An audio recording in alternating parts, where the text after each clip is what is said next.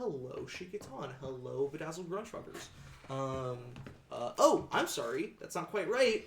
That's not what we call ourselves anymore. We haven't introduced ourselves yet, but... Okay, Bedazzled Grunchfuckers. Yeah. If that is the case, then last we left off, still in the city of Tawe, having done a lot of downtime things, you've been here for, about, 2.5 weeks. No, sorry, not 2.5 weeks, just 2 weeks, pardon me. You've been here for about 2 weeks. You've been doing training for some of you, practice for others. You've been doing work to make income. Crafting is something a lot of people have been doing. Buying and selling. Bringing in legendary sharks because Jesus Christ, natural 20. Convincing all of the gods to become mortal with a natural 20. That happened. That for sure happened. Sorry, so you mentioned it. You mentioned it every time that I mentioned like natural 20s, and so and, like I wanted to beat you to it this time. Yeah. I wanted to beat you to it. I thought it too. Yeah, did you really? Yeah. Yeah. That's super funny. The power of diplomacy. Yeah. Anyway, so right when we left off, Nero, you were training and practicing and getting ready for your final performance. It is a dance that will be viewed and appreciated by the daimyo herself. It is called the Senso no Odori, translated to the Dance of War.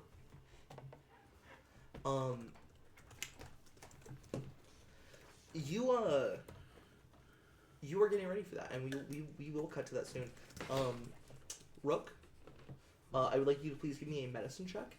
This is to determine how much money you made, if any at all. Hold on, actually, let me pull that up real fast. Did you know where to roll money? He did one to treat her, but I forgot to have him do one for the actual earn income, so I'm having him do that now. Because it's very much on level for you. It is you're an expert in medicine? Yes. It is a level 3. Is a level 3 task. DC 18 is what that makes it. Okay. 26. 20. Jesus. Yeah, you get 5 silver for treating her. Oh yeah. Because that took a single day of your time.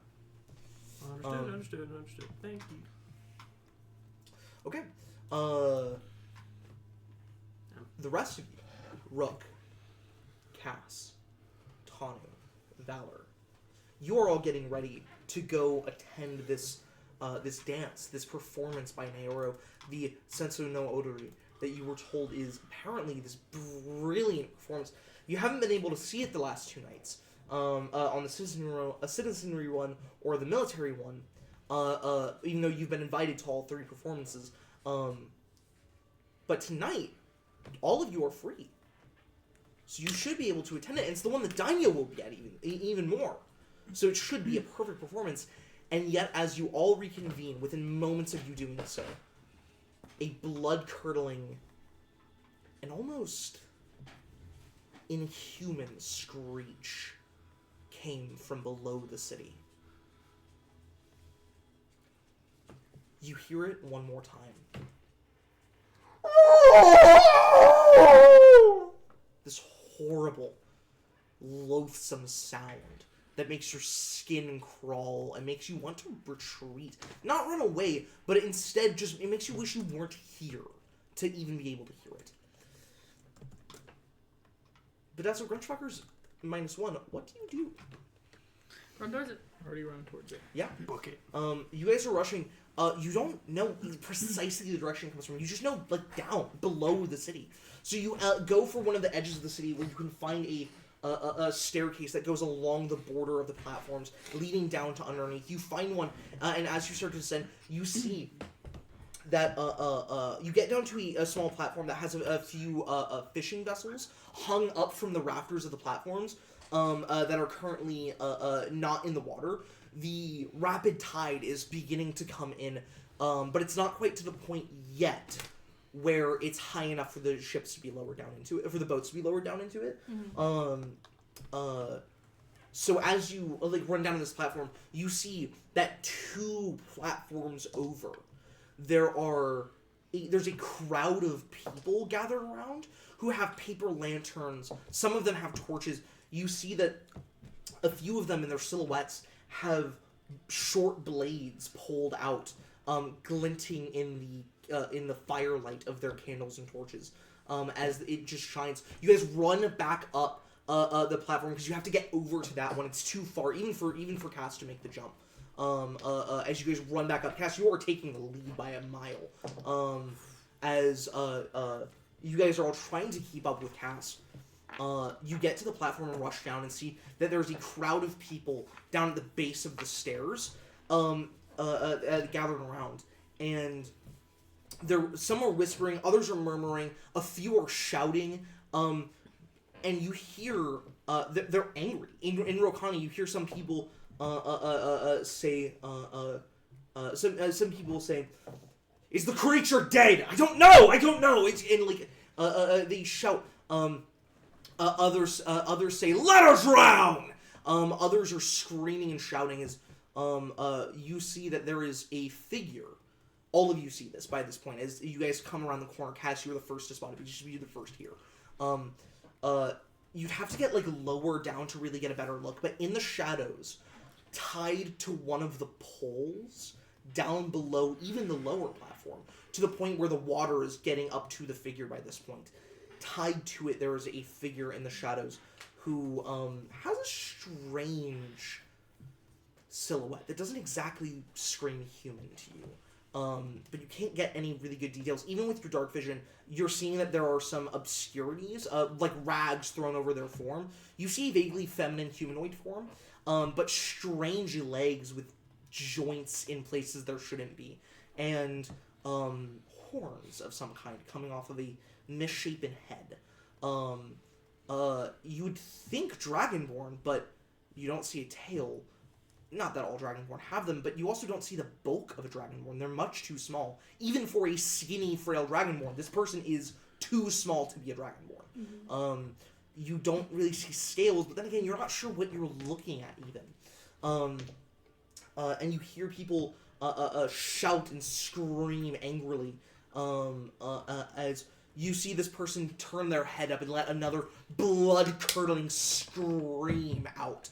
It's slightly muffled, and you understand what the distortion that you heard before is. They're gagged. They have something in their misshapen mouth that is making their screams even more inhuman sounding because they're being muffled before they can fully get out. And all of you see this sight. What would you like to do? I don't know what's happening. I'm not entirely certain, though given context, I would assume a drowning of some sort. Rook, you can talk to the people, yes? Figure out what's wrong. Yeah. Well, probably best for you. Valor will lean back. He'll also he kind of puts his elbow up to your side, Tanu, almost digging into you a little bit. Not enough to hurt, but enough to tell you, hey, stay back with me.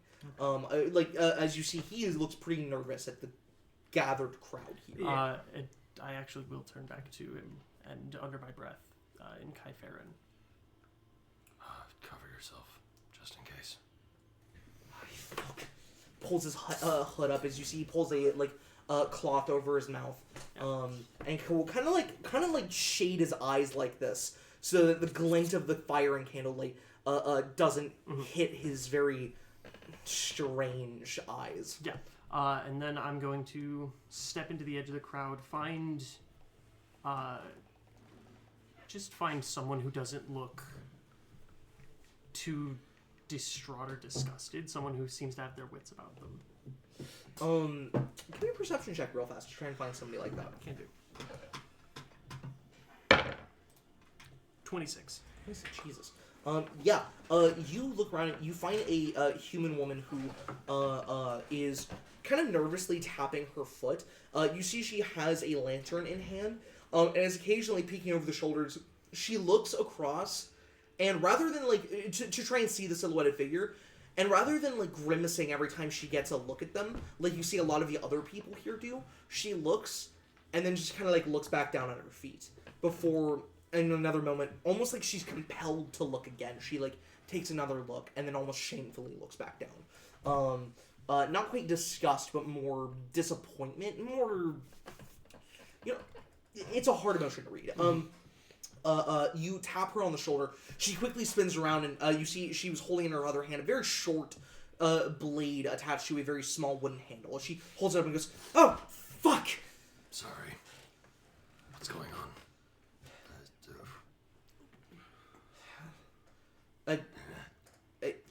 Who or what? You, I can't tell. a monster, a freak of some kind. Infected with something.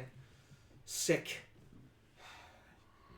The people are taking it into their own hands. The guards, they say there's no grounds for execution, so people are doing what they have to. Is this just the way they are?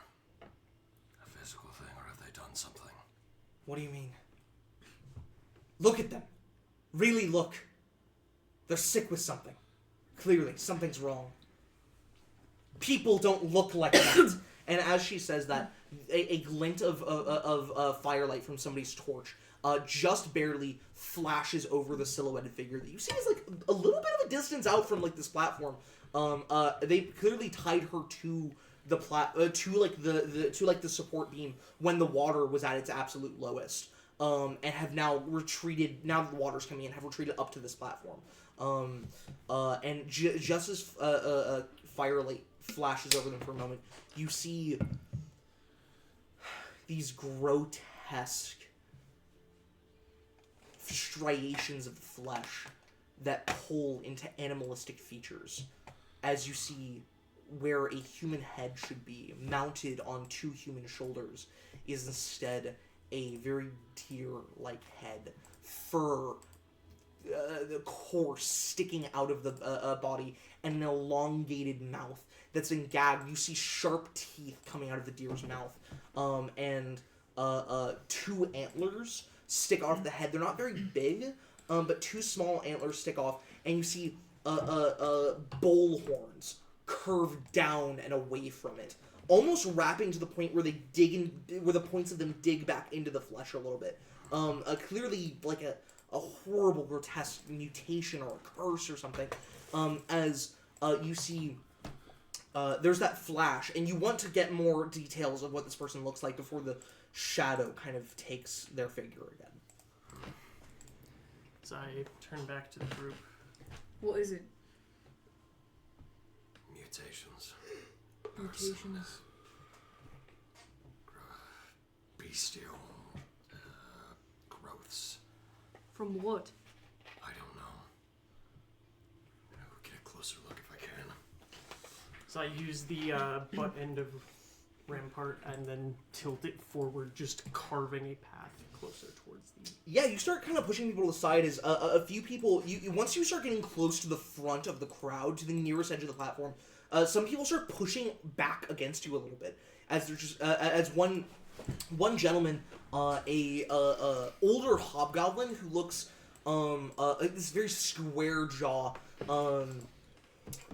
these heavy, like, wrinkles, and, like, clearly, like, a craftsman's hands, or at least a laborer's hands, like, reaches up and puts a hand on your chest like this, and just goes... And as he looks up, gray leather beak, black oily eyes, slapped onto the mask.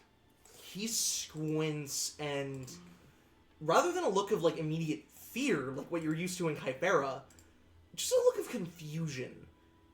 And apprehension, definitely, because whether they're Kytheran or not, this is a scary visage. But they just go, I don't know who you are. Stop. No need to get closer. The waves will take care of the rest. No risk getting infected. I want a closer look. I'm a medicine man from near the Betterlands. Let me through. You don't understand. I do. There's no saving her. No saving that. This is a mercy. Just step back. Give me a diplomacy check. I was going to give you a -1 circumstance bonus to this because you're working against like a worked up crowd, but you mentioned that you're from the Bitterlands, and this guy kind of has some ideas about that, or maybe ideas about what's going on. So I'm gonna flatten that out to a +0, so you're back to a flat roll. Okay. Go ahead and give me a diplomacy check. Before you tell me the number, the DC for this is gonna be a 15. Is what you're trying to beat. 0 point. Okay, you're gonna use a hero point. 19. 19. With a 19 on the die. That's crazy. +0.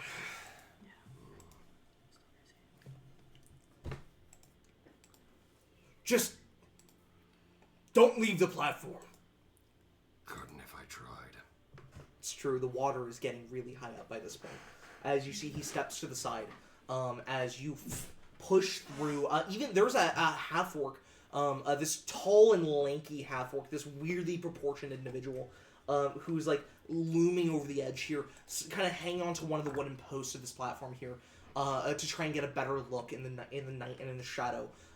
You even push past them a little bit as they kind of stumble and catch themselves as you walk all the way to the very edge. There's no railing here, so I'm following immediately behind him. Yeah, 100%. You see, this guy tries to stop you too, but he Nope. physically just like and like stumbles backwards. Yeah. I think he the reason he doesn't even try with you any further past that is you put a hand out and almost grab the back of like Rook's like backpack, Yeah. kind of showing that you're there with him. Yep. Tanu, you can try to push forward as well if you would like, against Valor's wishes. You may do so. He won't stop you. He'll just I'll stay back for now. okay. I give you a look of disappointment, which is worse. No. As you push to the front, and it's here that both of your dark visions are now more than adequate to give you a good look at this person, even without the torchlight getting close to them. You know, a lot of the humans here have no actually like now that it's dark have no fucking clue what they're looking at. But you guys see more than just silhouette. You see a gray shaded individual. With the deer-like head that I described before. Eyes that take in just a little bit of light. But they're very much like a prey's eyes. Like, very much like deer eyes. They glint in the darkness, but not with a, like, predator's look. They're very bovine in that way. They have digitigrade legs, where you see the human flesh has warped and the bones have broken. They aren't fur covered like a satyr's or anything, or like what you would imagine even a deer's would look like. They're bare like this. You see ragged rags are across her body. It looks like she is had like her items and her things like taken from her. Or maybe she never had any to begin with. She looks homeless almost in that way. But they go down to these digitigrade legs go down to feet that are webbed humanoid feet, but you see that the humanoid feet split into almost like they were meant to be bovine. So there's a few toes on this side and a few toes on this side, and it's webbed in the middle, and then webbed in between all of the toes as well. It's this horrible, like, unnatural, like, mutation. It looks almost aquatic in that way. You see that there are fins that come off the backs of her calves, almost like fish-like. Her hands have, like, patches of fur growing on the backs of her hands and up her arms, but stopping before getting to the elbows, and like, the biceps. Her fingers, rather than having claws, have whitened at the tips to become, like, the stumps of a bovine's feet, as each of her 5 fingers are these thick, calloused, and hardened chitin-like material. It looks uncomfortable, and almost unusable, for like delicate things. The sharpened teeth in the mouth of in like the deer mouth of her head is really off-putting to you guys. And if I'm not mistaken, there's one more little bit of lore about what she looks like. You see that there is a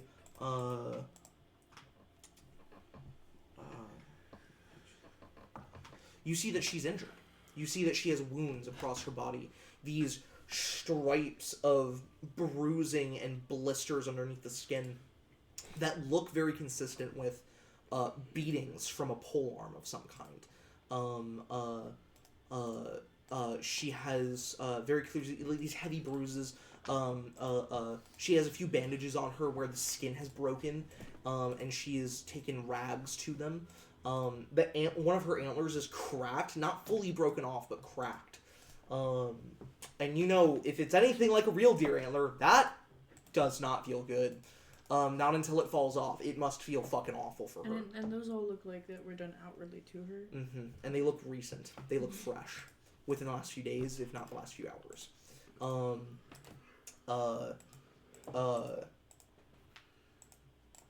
And you see that across the gag that's in her mouth, you see kind of trying to wrap its way around it to almost undo the cloth. You see a reptilian double split tongue that is like wrapping around in two ways around the cloth, trying to undo the gag in her mouth, but it's not working. I would like to roll a Wormlife lore check to see if this is a mutation akin to that. And this is a skill that you have training in. Expertise. Expertise. As it is a Yeah. lore. One of the fun lores. Indeed. 22. 22. Rook, you've seen this before. You've rarely seen such extreme cases, though. You are familiar with the idea of shifters. They're people who have received mutations from Wormlife. And sometimes they pass it down to children, and there are children who are born as shifters. But other times, many times, they're just people who got a little too close to Wormlife or went into Wormlife and came out different. And this is not one of such many cases. This is instead a very extreme case of mutation. But you've seen this. You've seen things like this. People who aren't shifters, they're just changed. And this is one of the worst cases you've ever seen. This isn't a thing that you think she can turn off. Like, shifters can become more bestial, like, and mutated momentarily for short bouts of time. And then they revert back to mostly looking humanoid. This is just, you imagine her base state.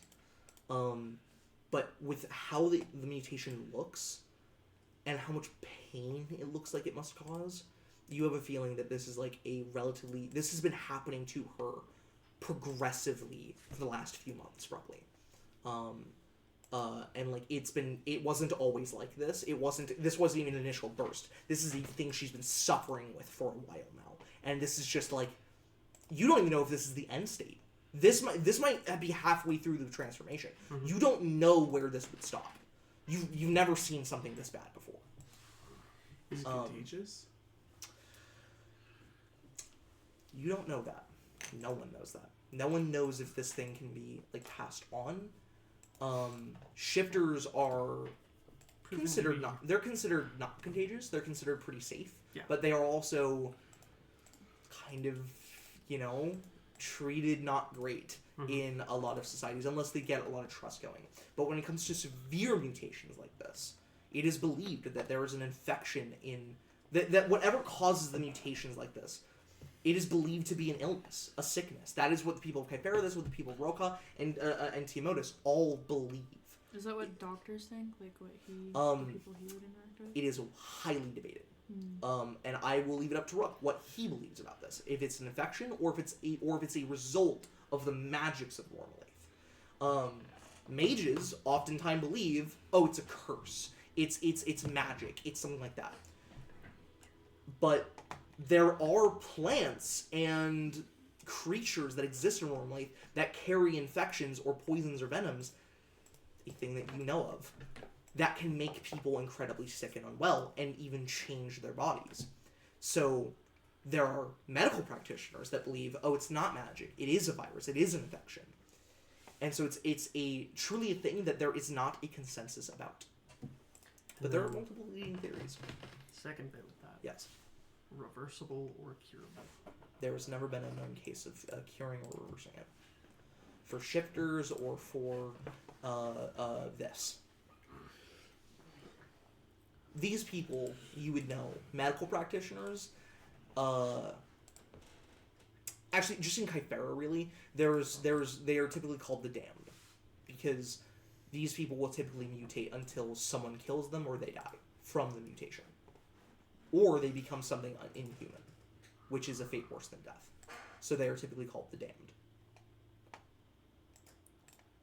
If you're not a shifter, you're this.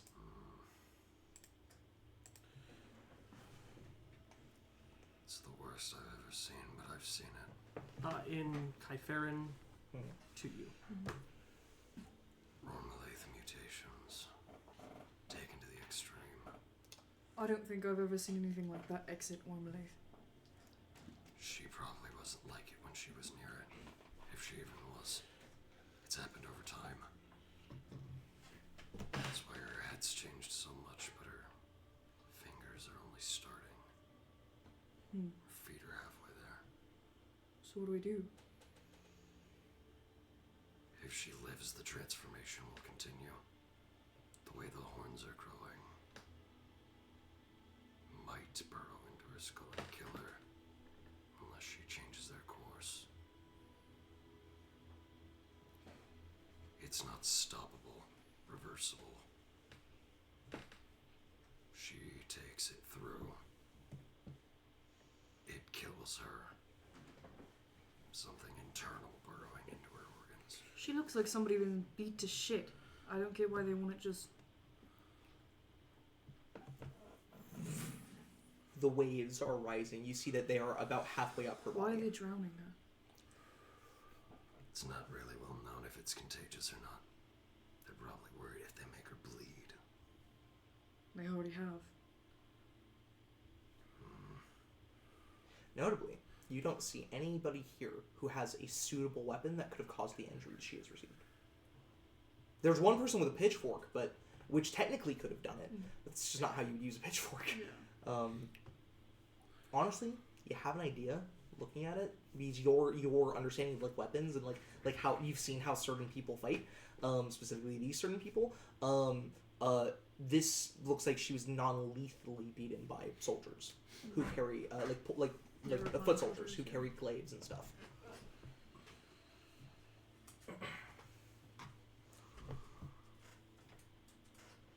I think soldiers did this. Not surprising. Back into their polearms.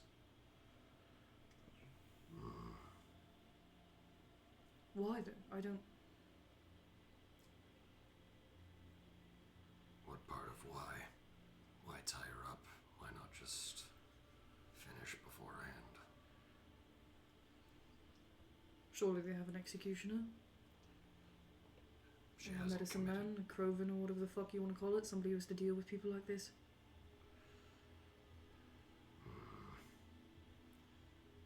Instead they beat the shit out of her slowly. I mean, somebody got close enough to tie her up to that. Yeah. Likely there's no crimes. Person sick is not usually enough.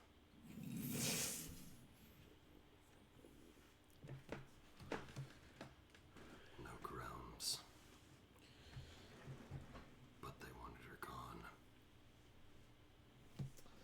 Beat her within an inch and hope something else does it. You hear footsteps rushing behind you of a older woman who comes rushing down the stairs. This human woman, she's got this round face, this larger, very homely body, rushing down. She has heavy robes thrown over her. She looks like it's not very cold tonight. It's maybe about 47, 45, 48, a little colder than it's been. But she has pretty heavy robes around her. She does look Rakani, and she runs down the steps, and you see that she has been crying. There's tears actively streaming down her face. She's black hair pulled up into a messy bun in the back of her head that's beginning to fray as she runs, and there's streaks of gray through it. As she runs down the steps, as she looks like she's in a rush. And she like bumps past you trying to get down the steps and nearly trips, having hit you. Starts to fall. Catch her. You catch her more than strong enough to do this. As she, please, and like in Rokani says that to you.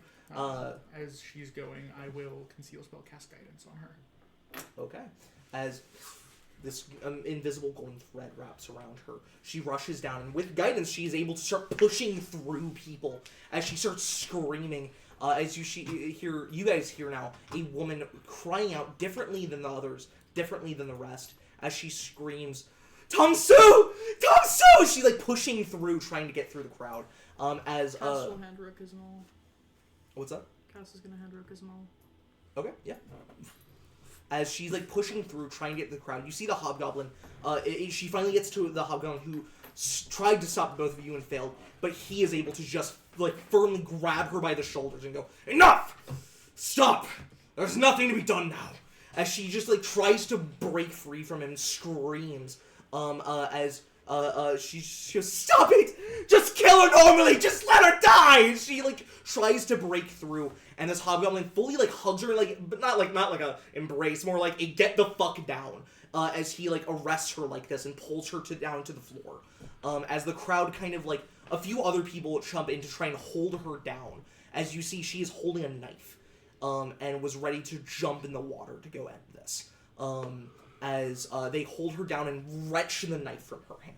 As she just sits there and screams and cries, as the hobgoblin just goes, "Somebody help me, let's get her out of here!" As they start to lift her up and walk her away. "Just kill her! Just kill her!" As she like pulled away like this.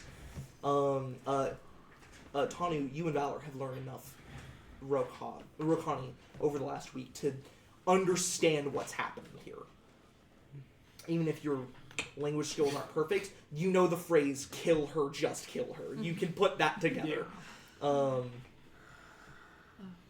you have a way I do. to do it? The waves go just over her mouth for a moment as she lets out one last screech before the wave lowers back down. It's up to her neck by this point. Rook ties a rope around his waist. Hands it to you.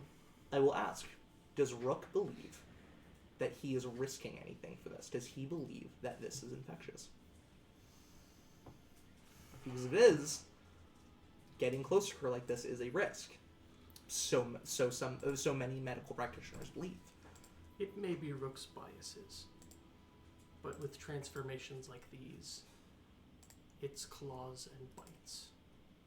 Okay. With animals, it's akin to rabies. It almost always acts like it. Okay. Animals and undead. Okay. So I doff what I can quickly.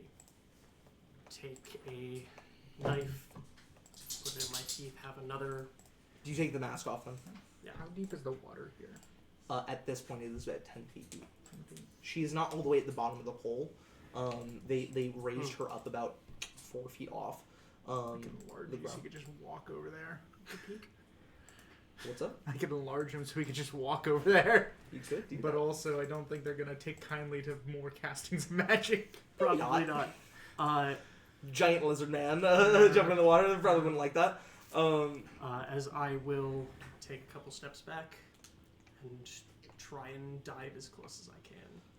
You take a couple steps back and get to run. A few people realize what you're doing. You go, what's he? Stop it! Stop! And like some people like lunge to try and I'm pull gonna you. block them. Yeah, you easily stop these people as they you like put your arms out like this, and one guy goes ah, and like falls backwards. And people find it a bit harder to grab me because, yeah, no, I couldn't have doffed armor in that time. Probably Doing not. that takes a while. Yeah. Meaning I count as a large creature for grappling purposes. Now Oh, I've shit. got heavy armor. Yeah. As the waves splash and the water breaks around you, you just barely break over the surface. This almost like guttural, like exhale from you as you break over. The water is fucking cold today. This close to the shore, you're not getting the warmth of the underground the undersea volcanic heat. over here in the shore, this water is frigid. As you swim over and make it to the wooden post, there are metal rungs sticking out of it. As you grab onto one and start to pull yourself out of the water, you're now right up next to her. You can see her in great detail as she thrashes and moves as the waves are just now breaking over just barely. She's tilted her head up, but her antlers stop her from looking directly up. So she's forced to start basically start drowning because her antlers won't let her look up enough to keep her mouth out of the water. As I will just like gently close my fingers around the snout she's sort of grown. As I turn her face to mine, as gentle of a hand as I can. Mm-hmm. Do you wish for this to end? She's gagged. She can't speak. Just nod. You see a very human, a very sentient and sapient look behind her eyes that is begging to live.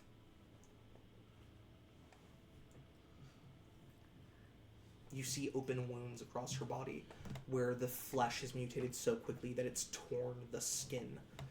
You see a few infections, just that look like standard infections of open wounds. You see a few of the injuries she's sustained look like they become infected. Even if it kills you. Even if they kill you. She nods eagerly. The wave splashes up against her mouth again, and she pulls away as much as she can. Her antler now, the cracked one, hits against the wooden post so hard that it breaks fully, and she screams in pain as you see it falls off into the water, as blood kind of pours out of the veins that run up through it. This is not a normal antler. It would not bleed like this if it was. She, now that it breaks free, she's able to pull her head up to the side enough to keep her mouth out of the water. When I say no, take as deep of a breath as you can. Everybody off the platform! Except for those who are with me! No! You may give me an intimidation check. Pretty good. Still going to use a hero point. Okay. I'm going to say to try and get the people to really fully leave, what I'm going to need from you is going to be DC 18 intimidation. Understood. Because you're kind of asking a lot here. Yeah. With only a 17 before the hero point, I wouldn't have made it. But with a 17 on the die plus 5, I do. As people back away, and you scream that in Rokani, this guttural, deep and gravelly, draconic voice, as you scream out, people don't back away out of any idea that you know what you're doing, out of genuine fear for what you'll do to them if they don't. As they, step away, imagine with Cass's presence there, kind of fucking aiding to that. Mm-hmm. People start to back away as they carry this woman and pull her away as well, drag her up steps, as she just screams and cries out as she is dragged back up the stairs. Tanya, you and Valor kind of have to press to the sides. And even despite Valor's grotesque appearance, people don't pay any mind to him. They're more focused on getting the fuck away from whatever's happening. And as people start to run, 30 seconds, then pull. The hells are you doing? as I start cutting her ropes Okay. and grabbing her. Yeah, hold the rope. Yeah. Oh, did you tie a rope to yourself? Yes. Yes. Oh, Yeah, I'm you- sorry. I must have misheard that. I Yep. must have misheard. Or not heard, I guess. Do you and Valor go further down to where... Okay. Yeah. Once uh, people evacuating, we'll head up there. Yeah, you guys head down the steps as Valor just goes, grab the other end of the fucking rope, I guess we're doing this. I have no idea what he's doing. You don't know what he's doing? What the fuck's happening? He was gonna kill her, but not now. For fuck's sake, and now he's a mushy heart. And he grabs the rope as well and hands you some of the rope. Yeah, he's making a good decision then, I would say. Well, let's hope you don't get looking like her. And digs his heel into the wood. As you two are mostly just There are worse fates. I could look like you. Stab at my heart. I think I'm rather handsome for a freak. As I start pulling her up. Yeah. As you cut her free, do you take the gag out of her mouth first, or do you instead focus on the ropes binding her? Focus on the ropes binding.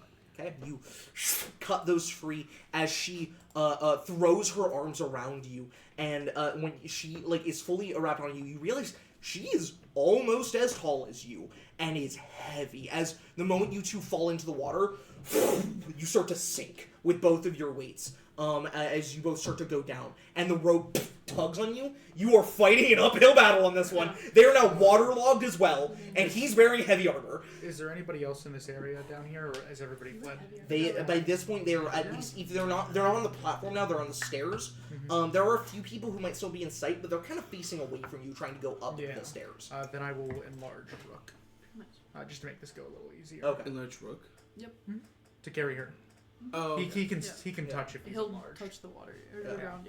Yeah. As you guys pull, Rook, you are up off the ground. You're still underwater, though, as the waves are rising faster and faster now, before you start to feel the rope around you snaps. The rope goes loose. You know you got him, most of the way up, but then it goes completely limp, before you see scales and horns break the water surface as...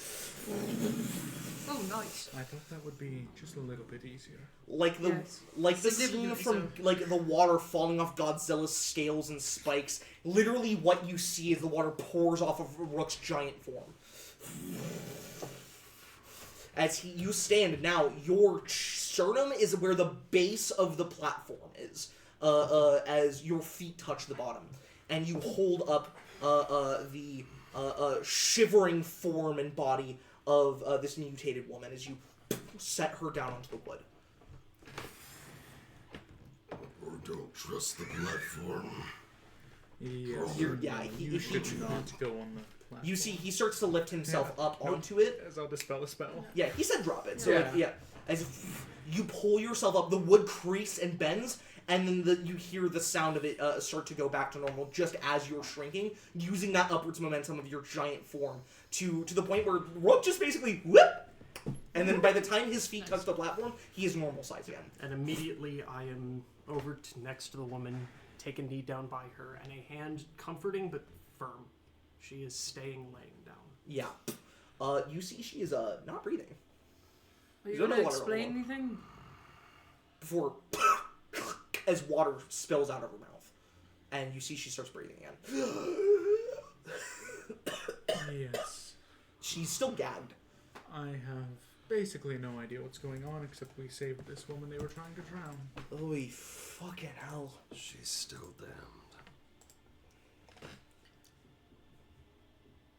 You want to explain? We kind of already fucking knew that. I thought you were jumping in. I actually didn't realize why you were jumping in, but Kat says you were jumping in to kill her. You see she, hears that and, kind of skitters back away a little bit, but isn't able to get very far because Rook is pushing down on her arm, pressing her to the wooden floor, as she looks fearfully at all of you. These deer eyes looking panicked. She's still human. I had a way to do it.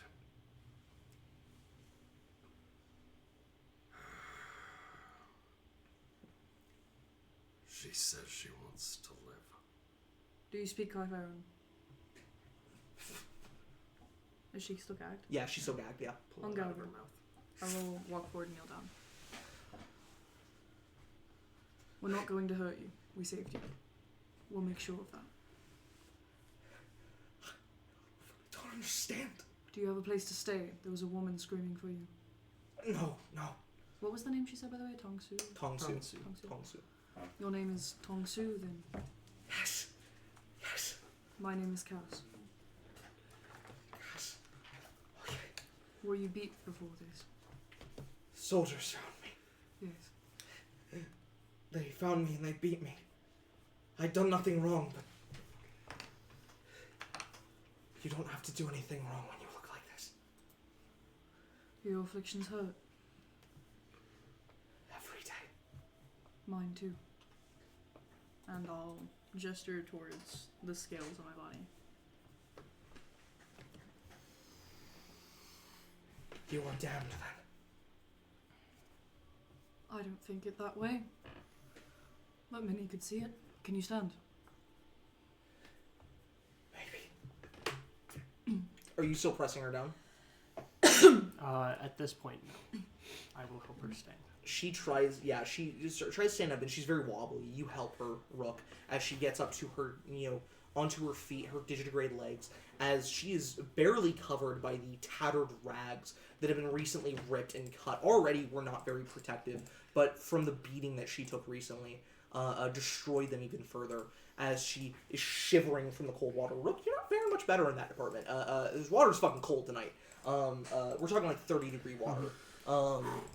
Surprisingly enough, Rook is not shivering too terribly. Already, the heat in his chest just starting to burn again. So I drape her in the large cloak that I typically wear. Yeah.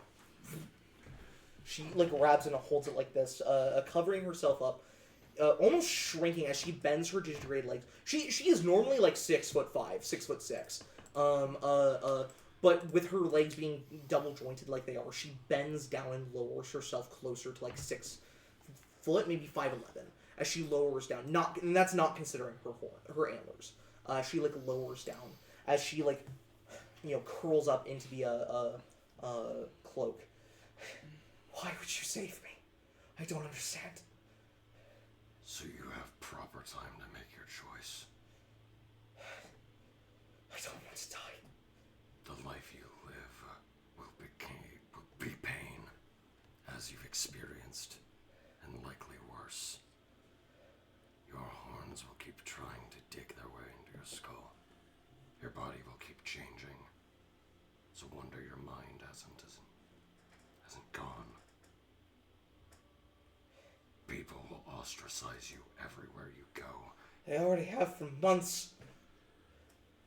And they will continue to do so. You have someone. Who is she? Your mother? No. My mother's not with you. My mother. Her name is Lofe. She's, the only person that's shown me any sympathy, but she's sooner have me dead. She pities my existence.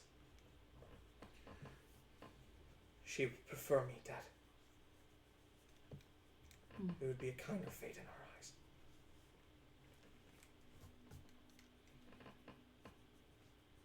Have you travelled to Wormalaith? Yes. When? I've been within its depths and bowels. What did you say? When? I set off 2 years ago. I left my hometown. I was in Kythera for some time preparing for the journey. I'm a merchant by trade.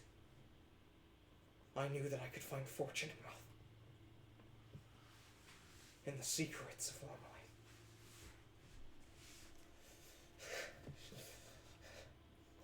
Wormalaith. None of us knew what would befall us. We went into Wormalaith maybe 8 months ago. The journey lasted for 3. Only a handful of us left. What happened?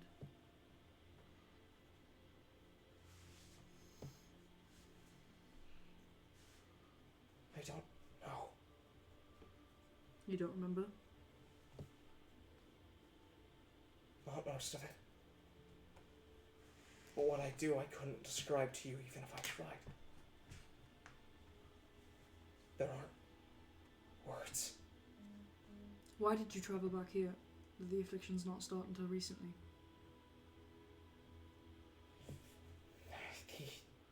The mutations began almost as soon as I left the jungle.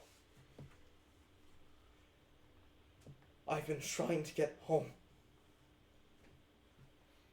but the mutation's been growing at a faster rate. You live in Roko then? Yes. What part? near here. A small town. A village. It's called Wokoyama. Spell that. WLKAYAMA.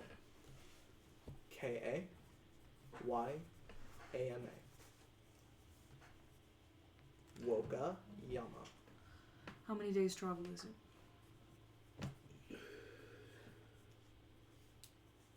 Five if you were to take the road, but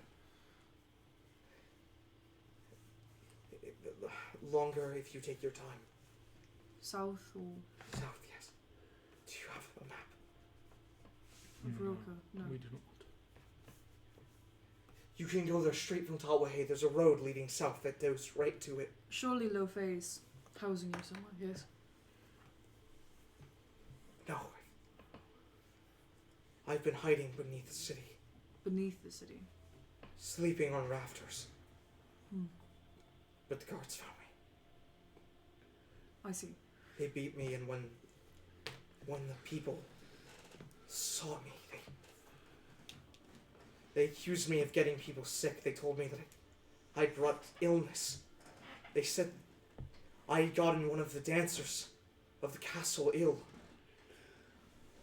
They said that I was infected and that I tried to stay away from people. I didn't mean to bring anything to the city. I just want to die in my hometown. I want to say goodbye to my family.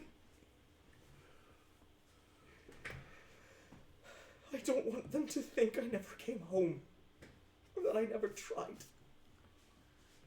I'm going to bring her to the... There's no one nearby us, right? No, just you guys. I'm going to bring her near to the tower. The abandoned one. I climb to get on the roofs. Are we taking her home? Hardly a question. I am, for certain. You two, three, head to Orlise's show. I'll meet you there. You could use a ship, one of the ones under here, and get to the edge of the city much easier. Less detection. Yes, we're going to miss the show though. Alright. Go. I got out. I can go. I can leave. If you just get me to the edge of the city, I'll walk. I'll just keep marching. In this condition with how they beat you and when you were... I don't think that's a good idea. You need You don't rest. need to risk anything for me. I don't even know you. It's hardly a risk. We're not doing much if we help you. What do you think they'll do to you if they know that you're helping me? We'll be fine. What is wrong with you people? Perhaps a lot. Now, do you want to follow me or do you want to die? She just kind of stumbles towards the stairs. Yeah. Where are you taking her? The abandoned tower. The first one that you guys found? Yeah, that we Okay. used to get up to the roofs. That they Okay. said guards are never nearby, and Mhm. has that really the thing we broke in to get into the inside. Yeah. So that at least way it has cover from the elements, and she's hidden from people. I will say before you completely pull her off, I just take some bandages and do quick battle medicine. Okay. Stitch up some of her wounds, and particularly. Do you want to do risky surgery? No, I'm good. Okay. Hurt her. You can kill her. Into her life. Oh shit, my bad. She's at the equivalent of 4 HP right now. So Battle medicine risky could surgery definitely could kill her. But I believe with a 28 and at the base, that is Critical success. critical success. Damn. 48. It's 48. Yep, correct. Jesus. What was that? I used the roller on Path Builder. Oh, And came over the speakers. 19. Oh, it's because Yeah, mine. it's non yours. Yeah. Yeah. You said path, or you mean foundry? Foundry, Yep. Yeah. 19 points of healing. Okay. She's still below maximum, but she's a lot higher. Okay. I'm gonna start walking her to that tower.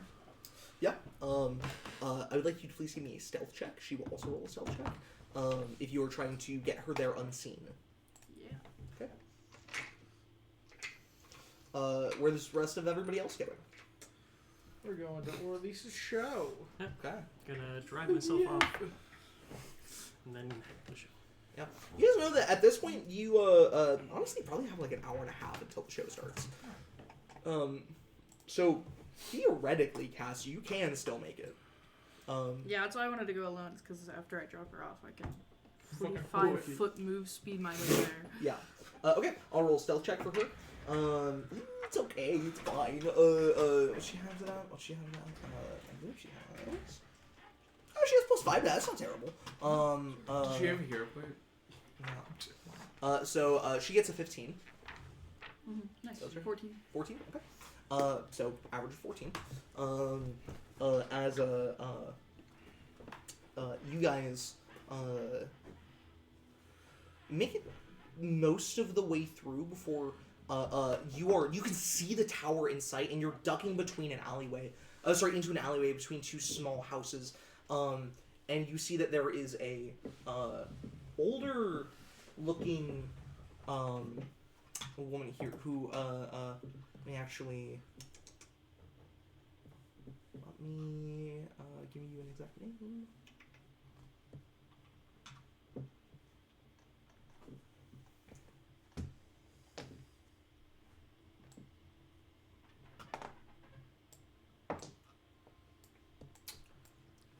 The fuck?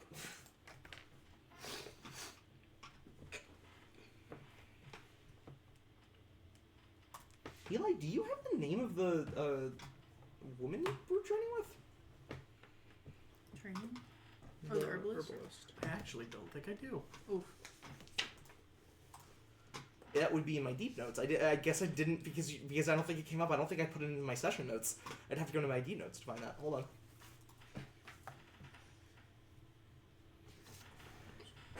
Nope, I do not have it. Funny. That is kind of based.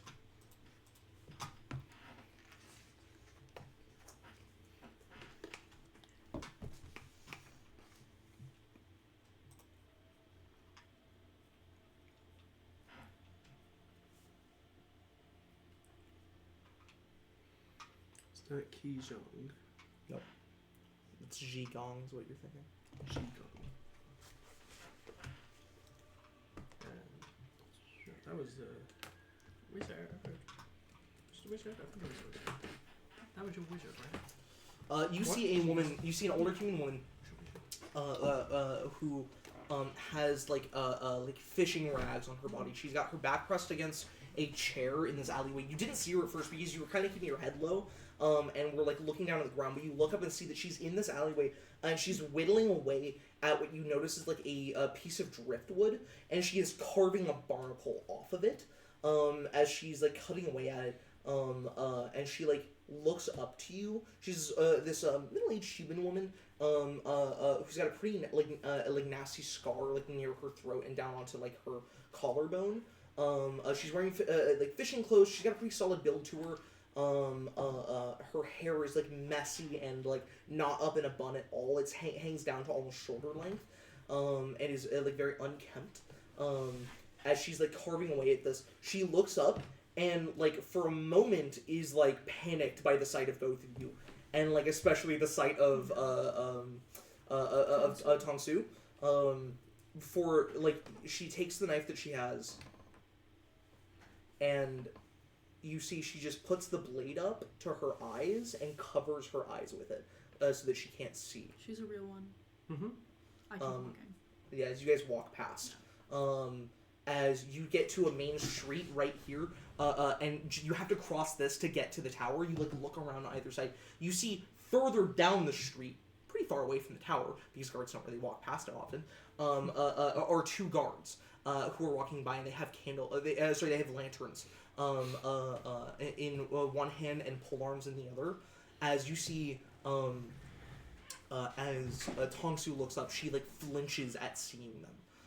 As she like pulls away from them. I'm going to grab. She has like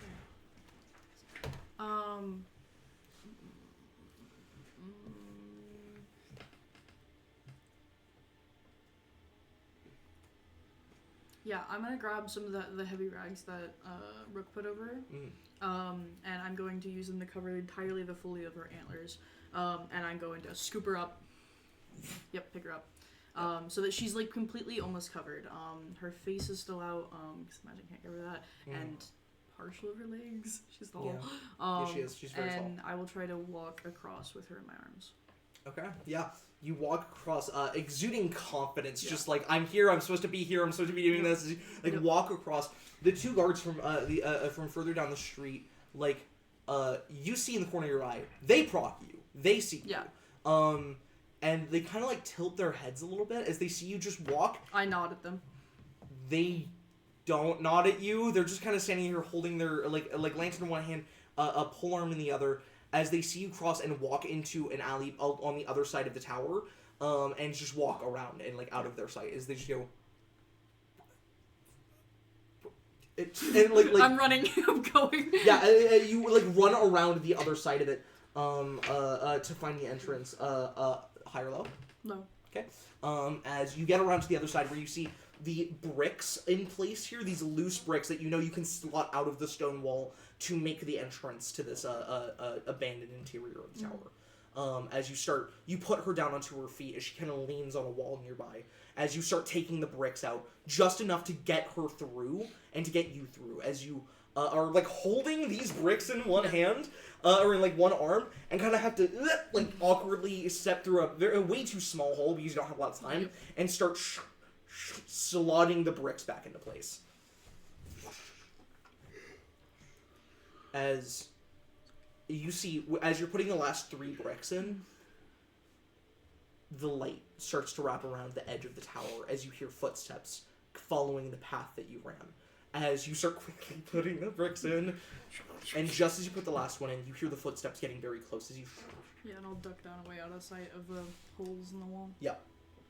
As you see, pouring in through the cracks and holes in this stone wall are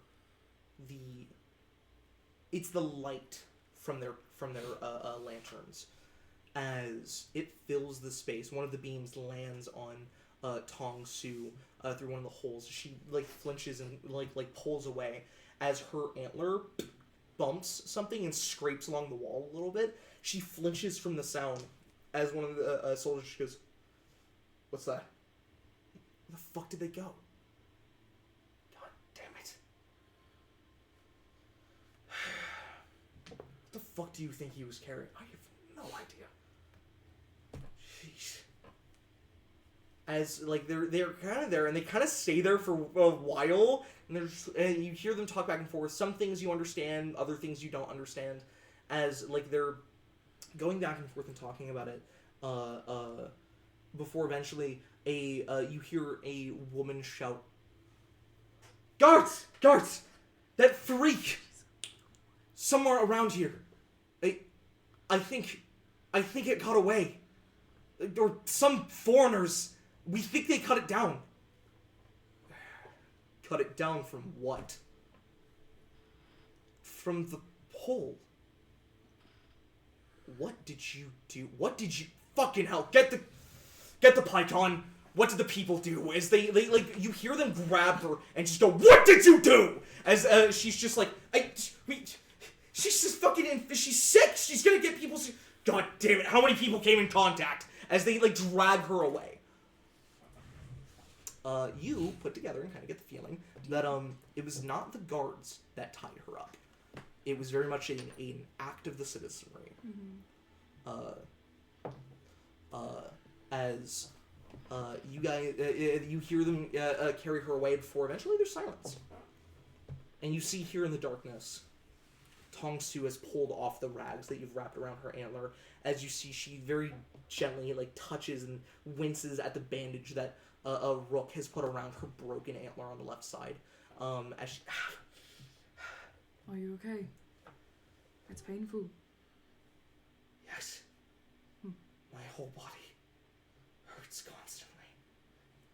The pain of what they did to me is nothing compared to the fire of my body ripping itself apart. I can only imagine. I will start setting out things for her. Yeah. Rations, because it's the only food I have on me. A really awful, shitty mead. Just a bottle of it. How many rations from your stock are you willing to give her? Because she will eat everything you put in front of her. Just 2. Just 2 rations. Okay. Yeah. She eats both rations greedily. You set down a bottle of what? The mead that I have. Oh, the mead. Okay. Yeah. You see she goes to drink it. She pours it. It kind of runs down her mouth, like the sides of her mouth. Her mouth isn't really designed to drink out of bottles anymore.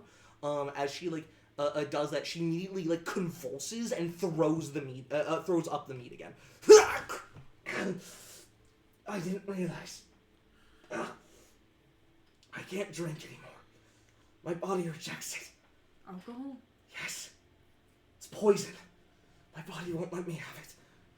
I grab it and cork it back up, and I will give her some water that I have out of my water skin. Yeah. And I leave her with a few other things. Okay. You have to stay here. I'll be back. I'll rest here for the night as well. Don't bother. I won't be going anywhere. You don't need to sleep here. I need to make sure the gods don't come. You'll get sick. You're infectious. Look at me. If you're gonna walk me there, if you're gonna take me home, I don't want you to get sick too. You said some of the others who left with you. Were they the same? None of them as bad as me, but when they realized what was happening to them,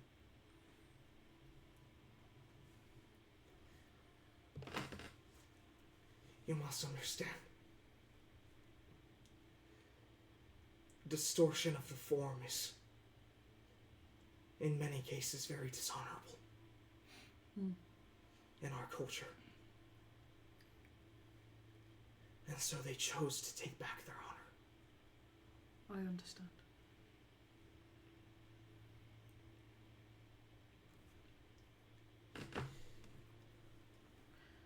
It's just me left. I will be staying here, though. If it would make you more comfortable, I can stay on the opposite side of the tower.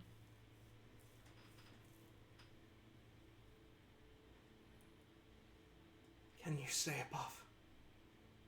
Yes. That's fine then. I am certain there's risk, but I'll be fine. Alright, I must Not go. if you are cursed like me. You will not be. Perhaps. But I think it's my job to face damnation in the face and smile anyways. As I start taking bricks off the wall. Then you are a fool. She lays down on her side. I have been told that many a time. Now, I have a musical performance to go see. And I walk out of the tower. Yeah. You put the bricks back as you walk. You guys are only just getting to the castle, walking through the main streets, and walking up the steps to the castle now. By the time you hear footsteps rapidly approaching behind you, almost thinking that it's a soldier or that it's one of the civilians, you guys spin around anxiously. Tana, you're actively trying to dry off Rook, who is sopping wet still. It is gonna take a lot of work. There is a lot of water hidden in your scales. Yeah. Seems to just trap it. As you guys quickly turn around and see Cass sprinting up to you, sliding to a stop, and then kind of bumping up the steps a little bit with your momentum. Evening. Wow, you are quick, truly. Yes, I think travel is one of the most virtues of life. So, I can move fast. Anyways, not that I'm worried about it, because I will be fine, but if you wouldn't mind checking me at some point and make sure I don't, do any of that out of the ordinary. Did she bite you? Why would she bite me? No. I will still do so if she does come to me immediately. Is it only infectious through bite? Some believe it is. I personally do. Oh. Nobody really knows. Bites or like cuts and stuff. There's a lot of things that can spread it, but like you personally believe from what you've told me, it's through like attacks. Yeah. From like natural weapons. Not really. A curse like that can be infectious. You're not convinced it's cursed. Curse is one way to think of it. But it's more aptly an infection. People have tried removing curses. It doesn't work. See, and I'm like the best person to handle this. Because I'll be fine. Second best. What? I know what I'd do. You'll just be fine. What would you do? Attempt to just generally treat infection. Mm-hmm. I'd know at what point I'd be a goner. I think there's a little bit of a difference between, you know, infected, like, wound versus I've grown a deer head, but if you think you can figure out that one. You think you'd still be so popular with the ladies if your head was a deer head? Mine? Yeah. Absolutely not. Yeah, probably not. No. Why? Well, I'm just wondering how long you could take it being a deer. I'm not a deer. Right, but if you get infected, you might be. Even if I get infected, it's not going to happen.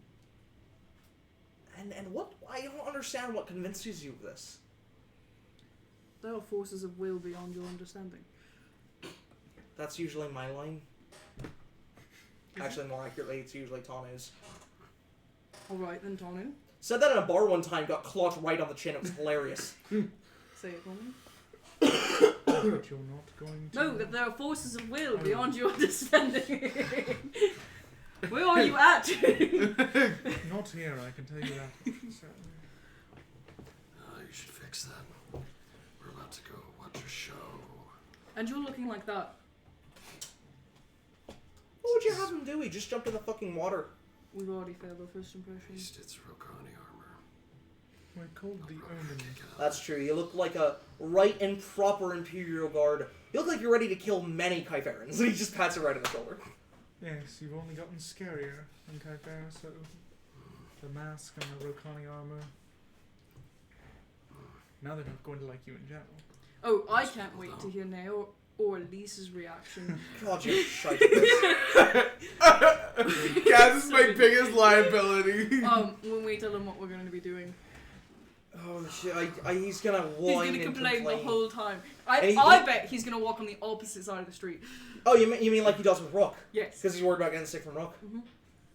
Maybe if we put Rook on the opposite side of the street, he'll just like sit in the middle, shaking. We'll just go the other Like way. a small dog. Honestly, that might be a good way to just permanently get rid of the fucker. Just wait for a cart to We come can't along. do I mean, that. why are we getting rid of him? Why not getting rid of him? Probably do us good if we did. In the long run, at least. Anyways, I'm gonna let you two stay out here and fix up that a bit more. I'm walking in. I won't possess that on.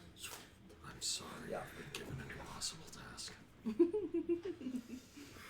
Yeah, as you start like Yeah. press stitching more My and more threads water, can only get so far. just more and more splashes of water come off of him, before eventually, Valor just goes, "Oh, for fuck's sake!"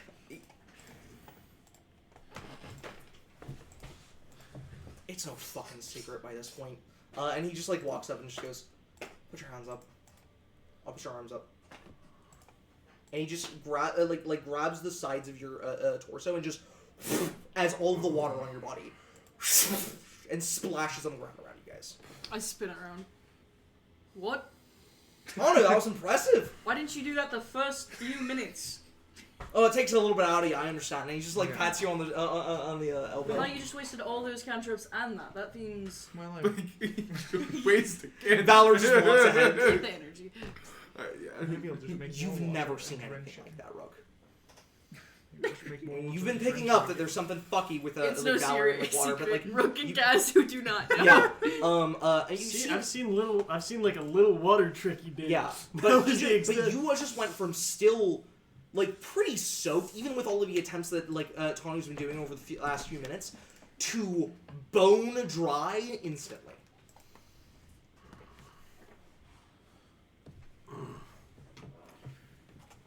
Man, you have got to get your head in things, man.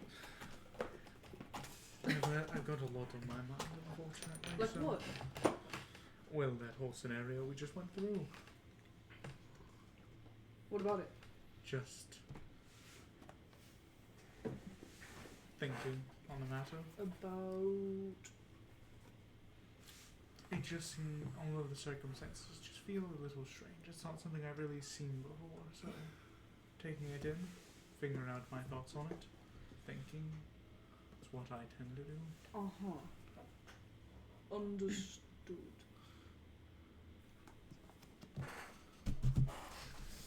Anyways, I hadn't said. We fall suit. Everybody steps in.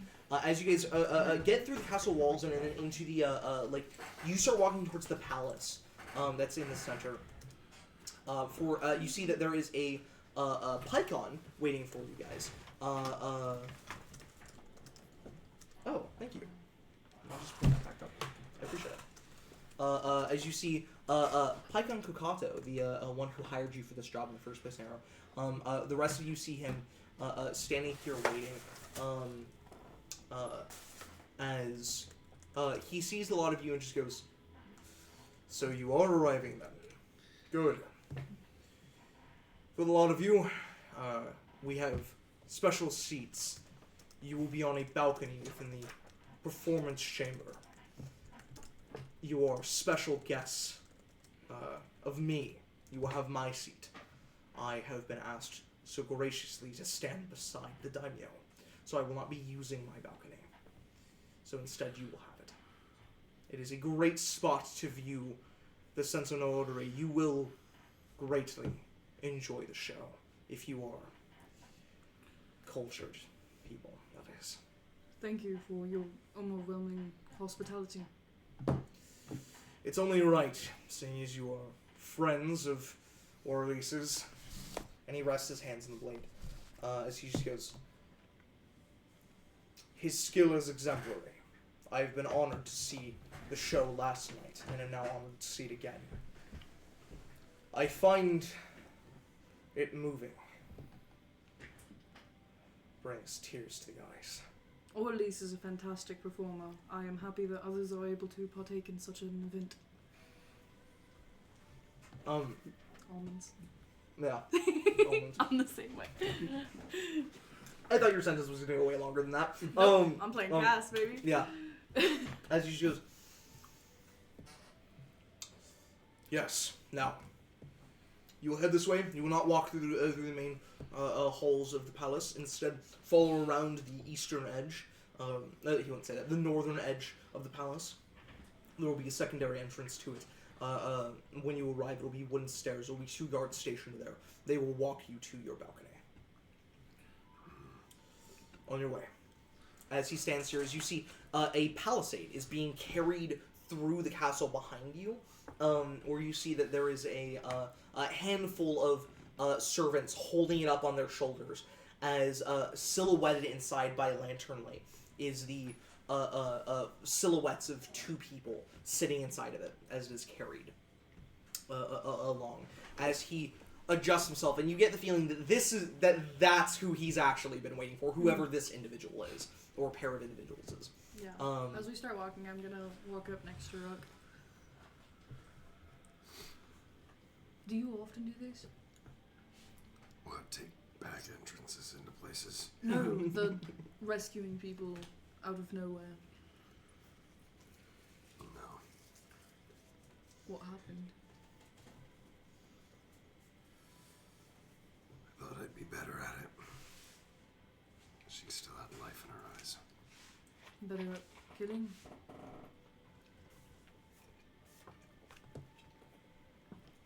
I'm used to being a Crovan for a very specific type of person.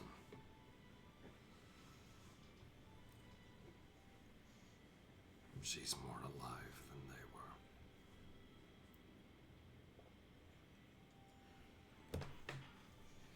And to be completely honest,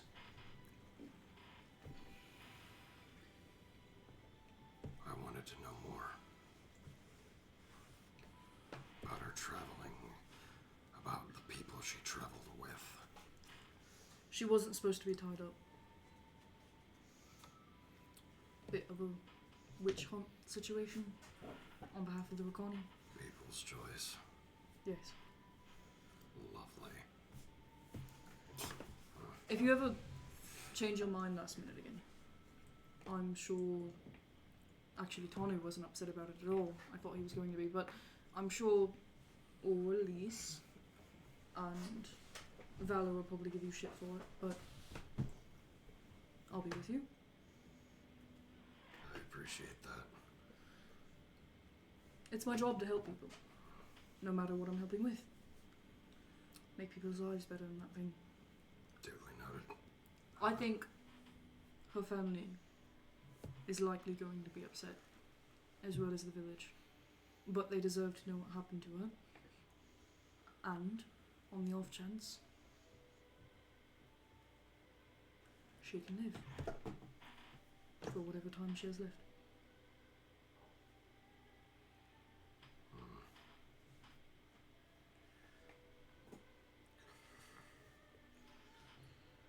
I don't think I'm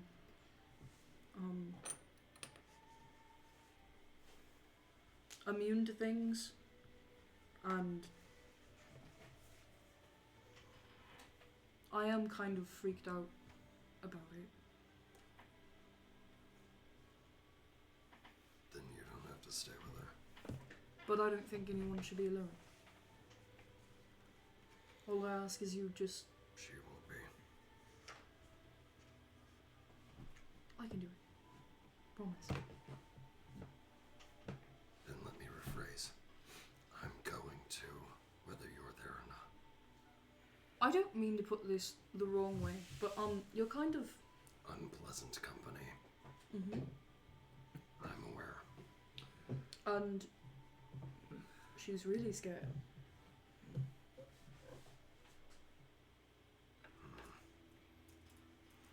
And be there if you'd like. I'm at least doing a better job patching up that antler if we're going to be traveling with her. Okay, then you can have the tower. I'm not saying you can't be there. I don't see the purpose of two of us being there. Alright. I was just saying I'm going to be there either way. Okay. I have my reason for being there. I might stop by then to let her know. And then Sounds find a good. place to stay. But how is it that you haven't... I mean, how long have you been doing this?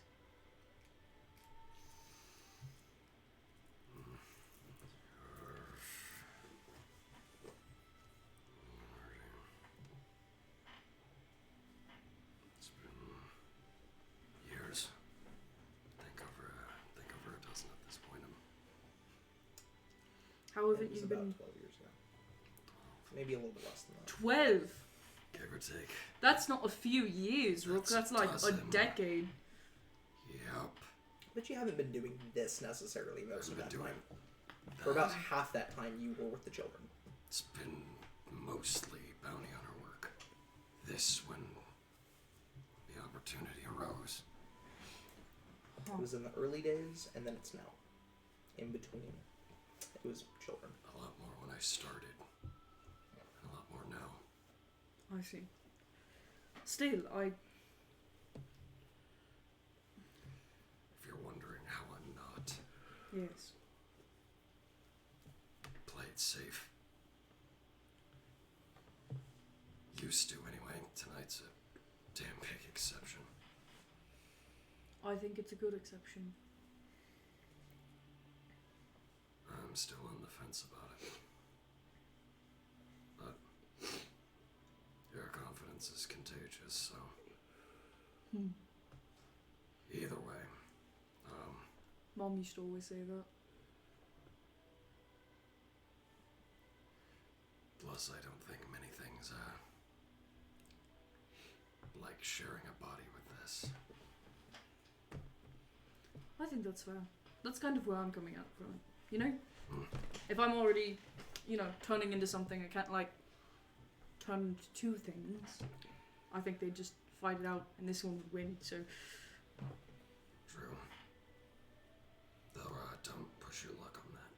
I know, that's why I was saying I don't think I'm immune.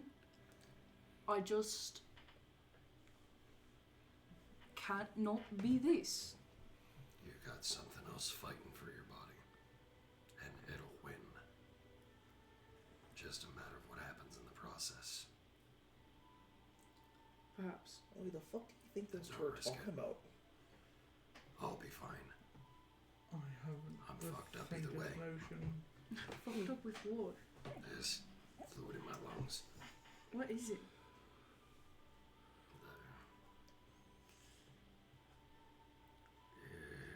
Infection, long lasting. Is that what you're trying to fix? Yeah. Oh, yeah. Well, then you're gonna fix it.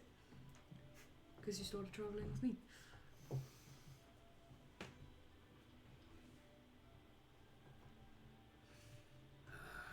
Of all the things to be contagious, at least it's fucking confidence. Some people call it stupidity, so Fine line. Are you here for the show? yes. Follow me this way. As two guards will lead you guys in. You go through these bamboo walls of this palace.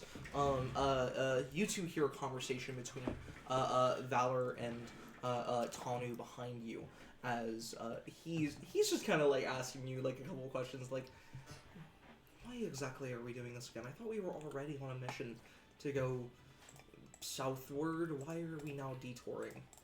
Seems like a... It should be nothing. It should be brief, so if we're helping somebody, that's the goal, yes. I suppose I don't have any issue with helping somebody. I have more issue with the risk of catching something. It'll be alright. Why? You have a vision about it? I can't say I have, no. Then I can't say I'm too confident. As you guys If are... I haven't had a vision. It gives me some level of confidence. I'd rather know than not, personally. But perhaps that is the thoughts of an ignorant acolyte like myself. Perhaps. As you guys are led through the halls to a balcony that leads out into a large auditorium space that you know is, with how it has to be, this balcony is on floor with the base level of the actual temple, or the palace. The auditorium drops down into the stone base of the of the interior of the palace and what the castle sits on. It was carved out into it. Beautiful solid stone walls carved and decorated in this space, leading to a bamboo stage. A bamboo lined stage that has these thick and flat wooden planks that go across the floorboards. You see heavy curtains drop down and hang on either sides of the stage. And there is currently a small performance already in play, a almost prelude of what's to come, as you see actors and people in this small play have these strange costumes and these wooden masks painted to look like the demon faces that you see in a lot of Rokani culture and art. What you would recognize, what has been mentioned to you as Oni faces. As you see, they move around in these low squats with these dramatic movements across the stage as they are retelling some story, just to kind of pass the time. You see that it's not, like, the room is not filled with shadow and darkness like it would be during a proper performance. Instead, it's well lit in here, because people are still filtering in. You notice that the large procession, the area, the large area where a procession would be, where there would be many people seated, is currently mostly vacant, as this performance is only for the higher class. And you guys are on a balcony to the side of it. If this was the auditorium space, the microphone there on the table was the stage. You guys are on a balcony right here.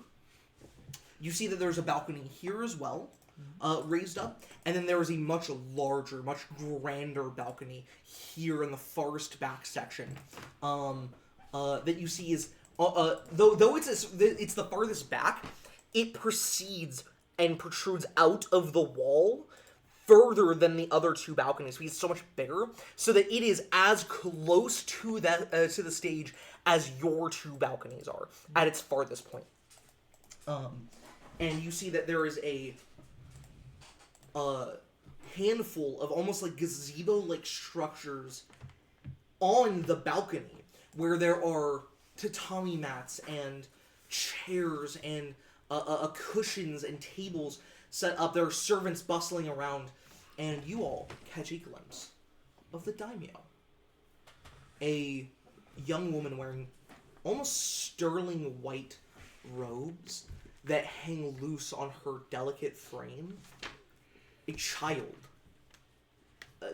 You were told that she is 14 and she looks it. She's very young. And you expect, because of her Rokani nature, that she would have dark black hair. But instead you find a young woman with almost, it is dark. It is this dark blue, almost? No, not blue. Almost, perhaps violet or indigo. But it's so dark that you would think it's black immediately upon sight, if not for the few glimpses of candlelight that flickers in this space, where you see the light shines across, and for just a moment in the brightness, you can see the hints of blue.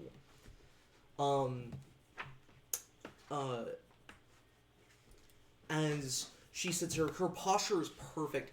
As her eyes are shut, she's sitting here almost in a meditative stance. There are servants around her. She has fair skin with an olive complexion. She has lots of makeup on at the moment. That has changed her skin tone to almost a powdery white on her face. Most of her skin otherwise is covered up except for her hands, which is where you can see probably what her real skin tone is. You see she has these long pointed nails that are very, very carefully taken care of. As she sits here, like I said, in this almost meditative stance, as drinks are set in front of her, food is put in front of her, all of the things to prepare her to be the most possibly comfortable she could be during the show.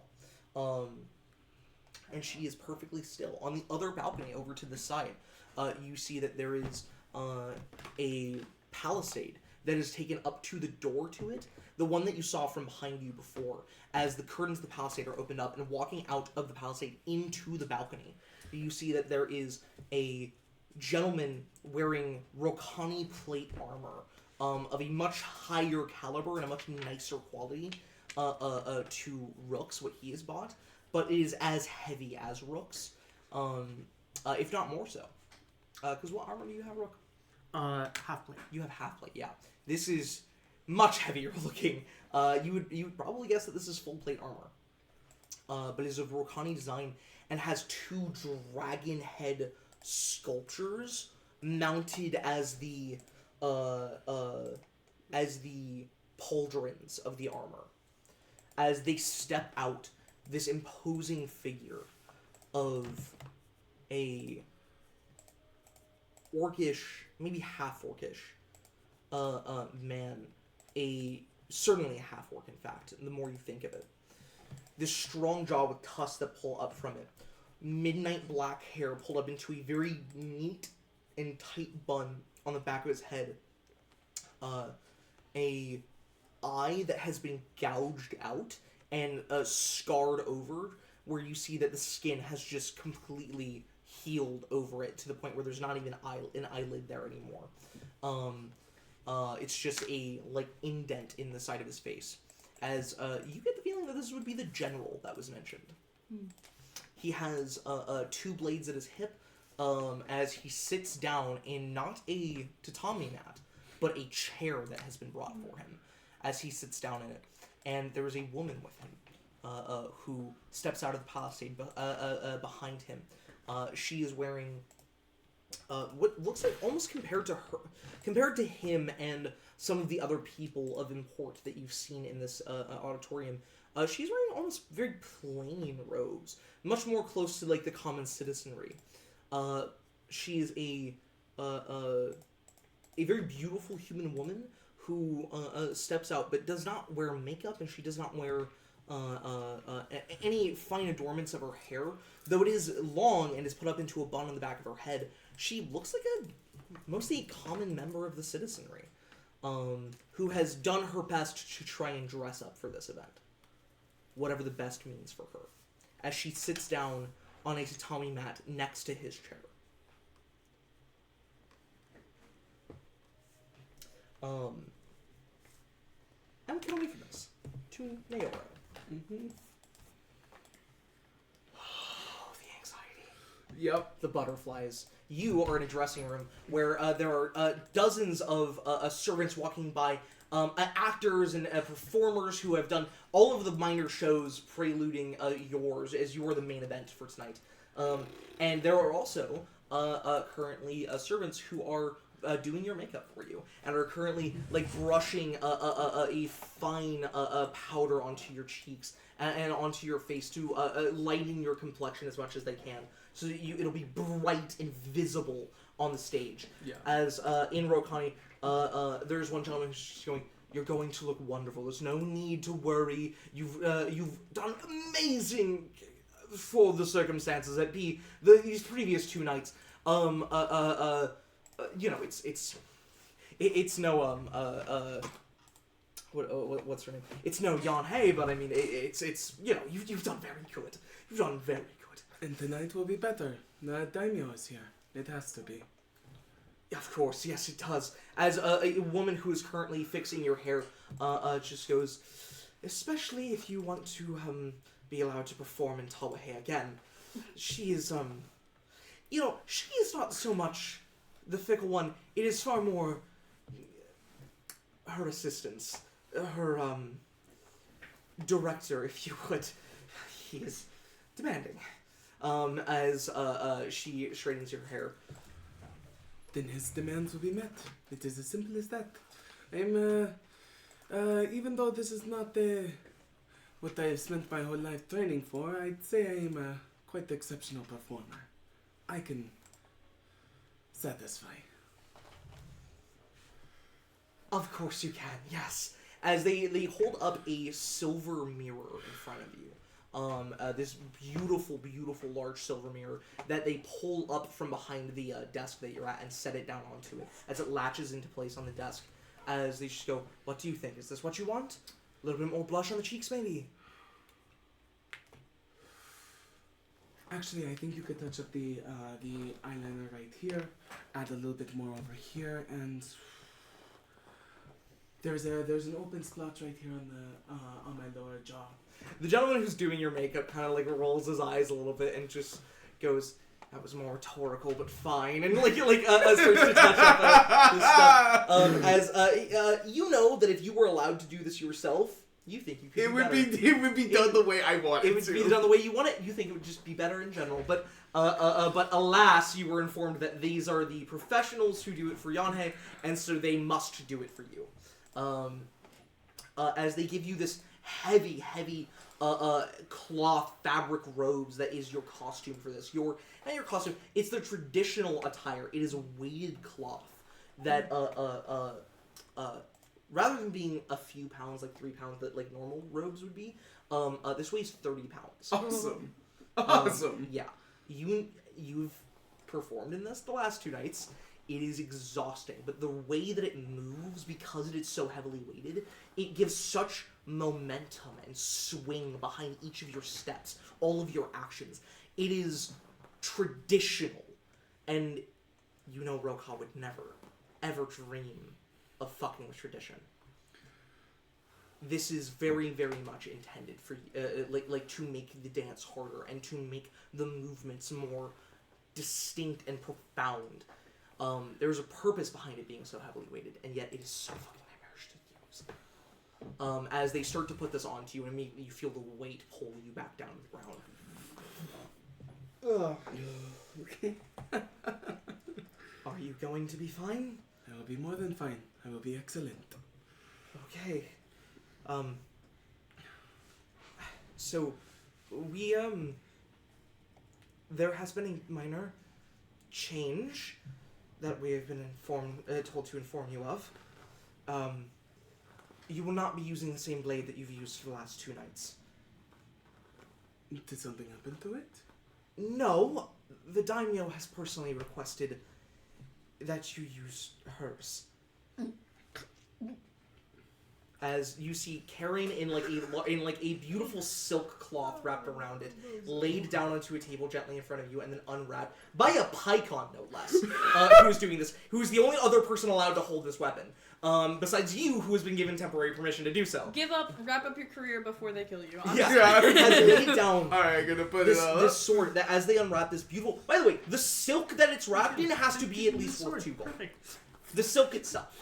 They unwrap this blade, as you see an ivory sheath leading to a silver crossguard for the blade, and then an ivory handle that pulls down, that has a silver tongue that runs through it. Sorry, tang is actually what it's called. A silver tang that runs through the handle. As the Pycon lays it down in front of you, this is actually, now that he is done greeting people, this is Pycon Kokado, the one who hired you for this job. As he sets it down and just goes, you must understand, though this is a last-minute change, this is a great honor to wield a daimyo's blade. No, I understand. I wish I knew how to thank her more. This is... Please, no, do not thank her. This is not a honor, this is not a gift she is giving to you for the honor to have done this. This is a test. She only wishes to see the finest and most incredible of performances, and thus any blades or weaponry we can give you for it is not satisfactory. This is her saying that she wishes only exemplariness from you.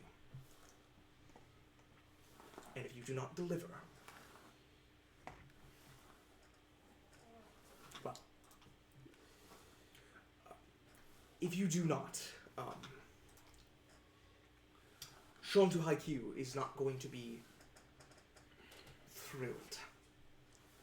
And your honor is at stake with this. When you wield this blade, understand that you hold over a century worth of history, and honor, and power.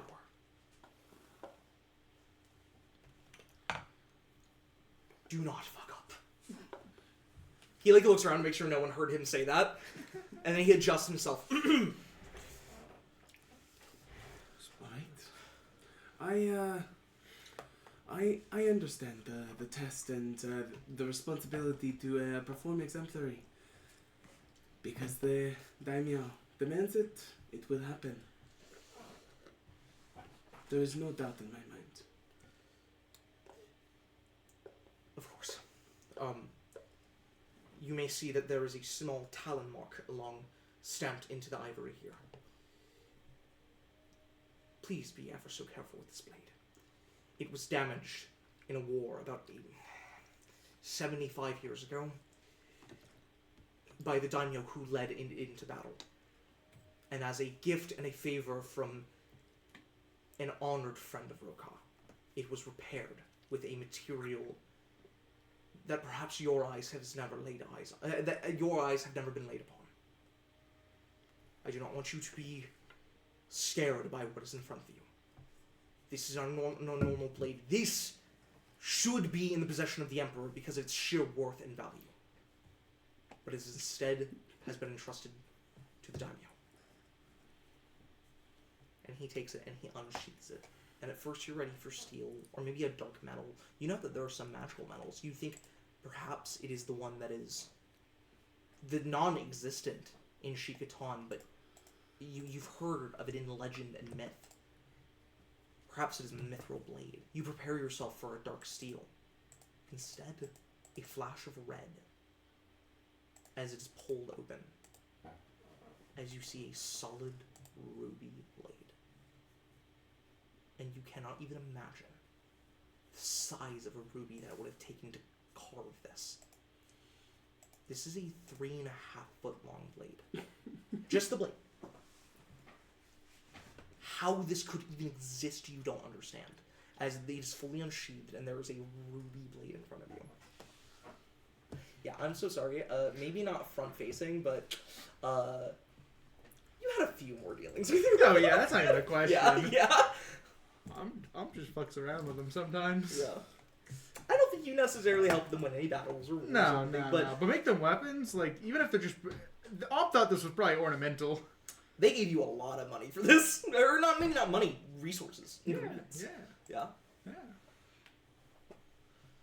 Not even like as a hiring that you gave this to them as like an ornamental piece, and they went, "We've been gifted with great power. We shall," they took that shit seriously. Like, found a cool sword. Thought you guys might like it. I found this cool stick. Do you guys want it? And it's like, I will hate treasure this. I hate Lemurians. Like As they, you hold this, and your eyes are almost fixated on it, Nehru. What does Nehru do when handed this blade? I think the facade that he held up almost breaks for a second as he's staring at it, just awestruck. But he remembers. So that's been ingrained from him from a very young age. While you were still in costume, you were always performing. Mm-hmm. You never break character. Ever. So Nara will smile. We'll give a deep bow for the test, for the opportunity, and say, "Thank you. It will not be harmed." Of course. I must go now. My position is with the daimyo. Of course. We have received word that your acquaintances have taken their seats. They will be in the far balcony. My acquaintances. Yes, the ones you came into the city with. Yes, I did not expect for them to be here. They were invited after all. That is good news. Give me a deception check.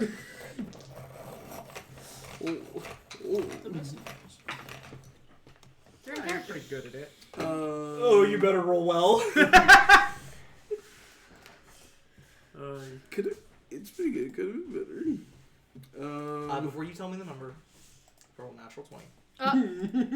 You need to beat a 26. Do it. Beat it. I can't do that. I'm not using my hero points. What do you mean you're not? I guess you have to say the food points. Drats.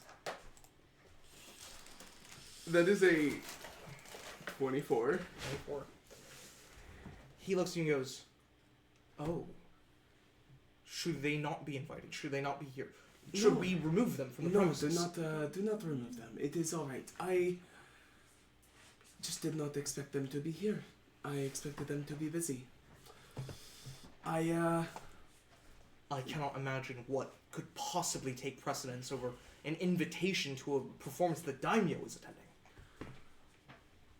I do not understand their whims either. But I have been traveling with them, and let's just say I've built up a reputation for myself that I hope not to disappoint tonight. I see. Well, would you consider them, these acquaintances of yours, friends? That they would, yes. Then in that case, I will send over a bottle from my personal collection of kumis and a bottle of my personal collection of sahe. So they may partake. They're not revelers, are they? You know that this is a term often used in Rokha to, like, kind of throw shade at Kypherans who get wasted and drunk, because like getting absolutely plastered is considered as like a especially in like public places, a very disrespectful thing in Roka. But in Kyphera, oh my god, yeah. What else are you gonna do? There's nothing else to do but drink. But drink and die of cold. So like it's drink and die of cold. Those are your two gender options. True. He was. They're not revelers, are they? Or are you dead? You know, sometimes they have a bit of a hard time. Well, a few of them have a bit of a hard time, but they've been learning a lot since they've been learning a lot here in Tawahe. So I think I not send them the drinks then? Maybe just the Zahe. Just the Zahe. You fucking bastard. If I ever find out, I'll kill you. You're so mean. So cruel. I'm sorry. I don't want my reputation. You're gonna fuck that up. You see, he takes the blade from you and resheathes it and sets it back down and goes, "No one is to touch this blade besides you. For now, it is in your possession, and it is your responsibility. You will die before you let someone put a hand on this blade." Understood. Right then. And he marches away. Is anyone else around? Yeah, people about. They're around, but like not necessarily immediately with you. I'll just take a little step over to the corner and I'll be like, okay, don't fuck it up. Don't fuck it up. Don't fuck it up. Don't fuck it up. That was pretty cool. You've watched it enough times. You've watched it enough times. You'll be just as good. Hopefully. Okay. As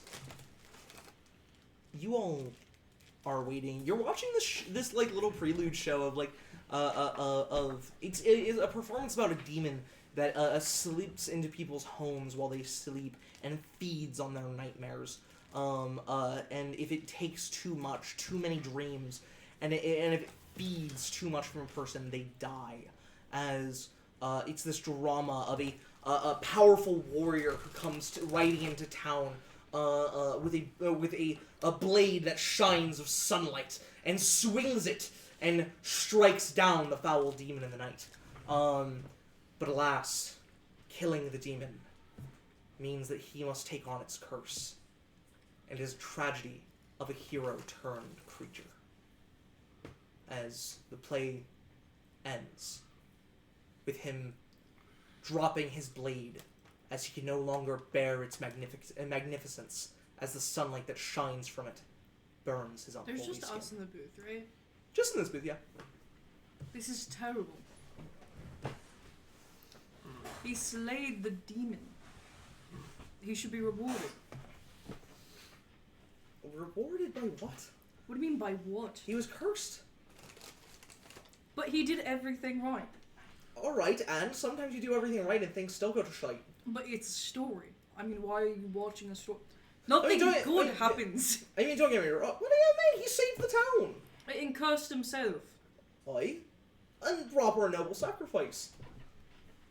It's terrible. With honor. And now some It's other Volcani play. powerful warrior in time will take up his blade You and should say strike yay him down often. too. Fits your disposition. No. What were you saying, Valor? I was just saying that the loop of it all is that some other warrior will come and pick up his blade and strike him down too. And then become cursed again? Aye. Somebody should fix this. It's a terrible, It's a story. What are they gonna fix? terrible story. Where's the winning? The celebrations? The alcohol? Why would there be alcohol? To have a festival after winning the battle and saving the village. I don't understand. It's just how the story was written, mate. Terrible story writer. They should get better Weren't we ones. told that this was like a beautiful traditional story that's been passed down the ages? When he like picks up like a pamphlet that's got like Rokani text on it and goes, I can't read this for shite. Can you try? Nope. Nope. No, I don't have it really. Alright. I don't know, I thought it was beautiful. I like the story. What I part thought was it was- beautiful? the tragedy of it all. I'm kind of starting to pick up on what these Rokani are all about, with the beauty and misery and the honor of death. Does he realize that he's starting to sound like Niaro right now? It hasn't realized it yet. Don't get me wrong. You have no idea what you're reading. We've established Rook can't read Rogani. Most people can't. They can learn the language and to speak it, but like the text is notoriously like difficult to learn. The script. Look, I'm just thinking it would be so much more satisfying if he slayed the evil demon and came out a winner, like a warrior, like a legend. It seems so overdone, though. So many stories end like that. Oi! Where the hero is remembered forever. That's because hell, the stories it's not even that like he that won't be remembered forever. They'll remember him. The people don't even know he turned into a demon. They just know he walked out of town, came in, saved their lives, and then left. I don't like it. I think there's a lot of value in the idea of sacrifice in that. But Or Lisa's performance better be better. if those are your metrics for such, I don't think you will like it if I had to wager. Gathered there is a sword involved. Oi, is that true? Yeah. Okay. I was up here working with helping treat the person he's replacing. Or covering for, not replacing. Is he going to be holding the sword? That would be awesome. Do you think they that's have like the a deal. fake swordplay battle on stage? That would be amazing. I don't think we're at least We just saw a man strike down a demon. It's not enough swordplay for you. Not really, nobody's bleeding. They're not They have going the to. red ribbons shooting out of their robes. That's so fancy. What do you want from them? Do you want somebody to actually Look, bleed? I haven't been to a theater in like 20 years and I hated it the last time I was here. So forgive me. It's so boring. I hate sitting up in these dumb balconies. You are quite the heckler. I'm purposely being quiet. What are you And doing yet you're right still now? louder than the rest of us. I'm just glad the chairs are cushy. Oi. Feels like my tushy is sitting on a cloud. I like it. Gonna really get used to this. Not very Being in tail the- accommodating, but Being in the balconies. fine by me. Just living like a royal. This is how I was meant to live. It's what I was born for. As like a servant walks by and Valor just goes, "Oh, and would you look at that hors d'oeuvres?" And he like takes like a little treat off a tray and just like takes a bite of it. What now? What the fuck did I just eat? As the waiter, like servant looks down and like cocks an eyebrow at what he just did, looks at the tray and just says, "That was decorative. This is the order," and like takes like a different piece off. As Valor just goes, "Oh. Well, I just ate a bundle of leaves on." And he like takes the hors d'oeuvre, puts the bundle of leaves back and took a bite out of. Nice. As you see, they are serving not really hors d'oeuvres. They're more serving sushi, like little rolls of rice with fish laid either in or on them.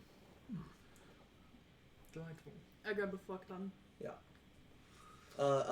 You see that you guys are all My brought eight. goodness. She sets down this large tray of it because she sees you keep just reaching for it. Yeah. So she's like, "Okay, I'm just gonna set it down. Fucking stop." And she sets down this giant tray and gives all of you chopsticks.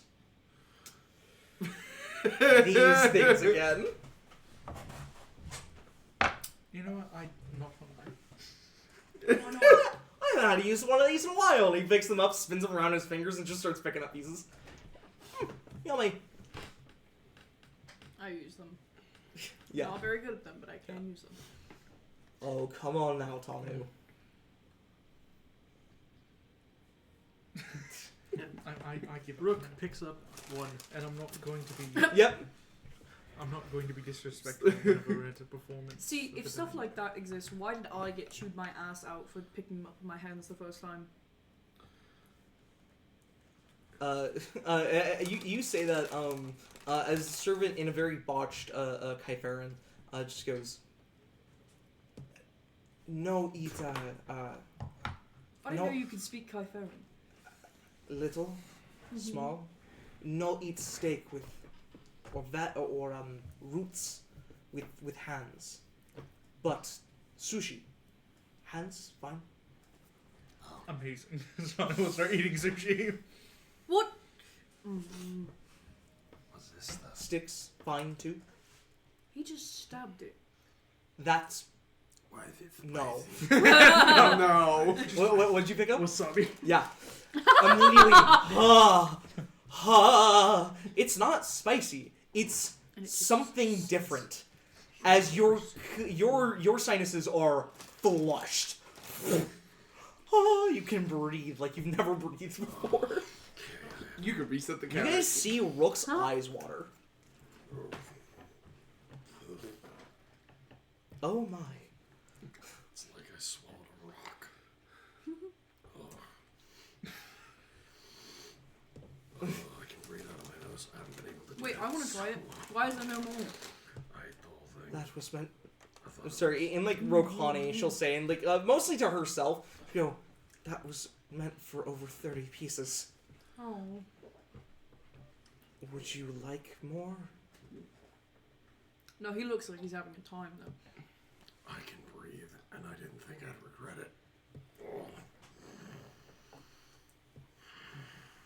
Small Inkagern, small bit sushi. Small bit sushi. Not big. I understand, like a sauce. What? I felt like that was Sauce straightforward. Well, no, yes. If they don't know the word for sauce, it doesn't make any sense. Well, you know, I don't know the word for sauce in Rokhani, so what a standstill. No. All I know is how to get sauced. Where's the liquor? As like he like looks around as you see. shouldn't be drinking that much here. I'm not gonna get plastered. Just nice and livened up. And at this point, a different servant comes in, holding a very fine bottle of sahe. As speaking Rokhani, as you guys get the most of it, most of what she says, and she's just like, "This is a gift from Paikon Kukata." He has sent it here. It is from his personal collection of sahe. You may help yourselves to the bottle. Please refrain from any one person drinking too much. And she sets the bottle down and walks away. I'm fine. And then I give a stare to Valor. And this is why there is one. I pick up bottle. the I'm sahe. fine. Yeah. I pour myself a glass. Valor reaches over. Okay. He just drinks straight from the bottle for a second. Oh, it's good, and he pours himself a glass. Tano will pour himself a glass. Yeah. So, hey, maybe a little less than a glass. It's kind of strong stuff there for you, lad. Just do it again. So I Yeah. take the slightly over full glass and Yep. let Valor. This will only go well. There you Valor pulls you. Yeah. Do you fill the glass back up? go. Yeah, Oi! Oi! Oi! I didn't It'll be need fine. more. He's a lightweight. he'll be fine. He's a lightweight. It's good for him then. No, it's not. Tolerance It's building. explicitly not. As I pour the little bit into Valor's cup. He goes, wait, wait. He makes room in his cup for you to pour it in his. Thank you. I'm alright. I really don't need much. You need to work on that. Take I'm some not increase bad this. What? it little by little. I'm also not No. supposed to Having really an drink. aneurysm. That's You not a thing I'm can't supposed to do. You Really keep saying that, slide. but you keep drinking. I can drink in Something moderation. My Cape Fair job is to happening. fix in the distance. And it's my job to resist the temptation to get better at that. Sure. What's wrong with drinking in excess? You see the torches that burn. The sconces that burn on the stone walls start going out. Two at a time on either wall. As the room darkens. And sconces above the stage that have reflective mirrors behind them, shining a light down in these large rays that illuminate the stage. As you see 24 servants wearing black robes, not servants, performers, wearing black robes, run across the stage, 12 from the left and 12 from the right, as they run past each other, each trailing behind them these light, almost sky or cyan blue, silken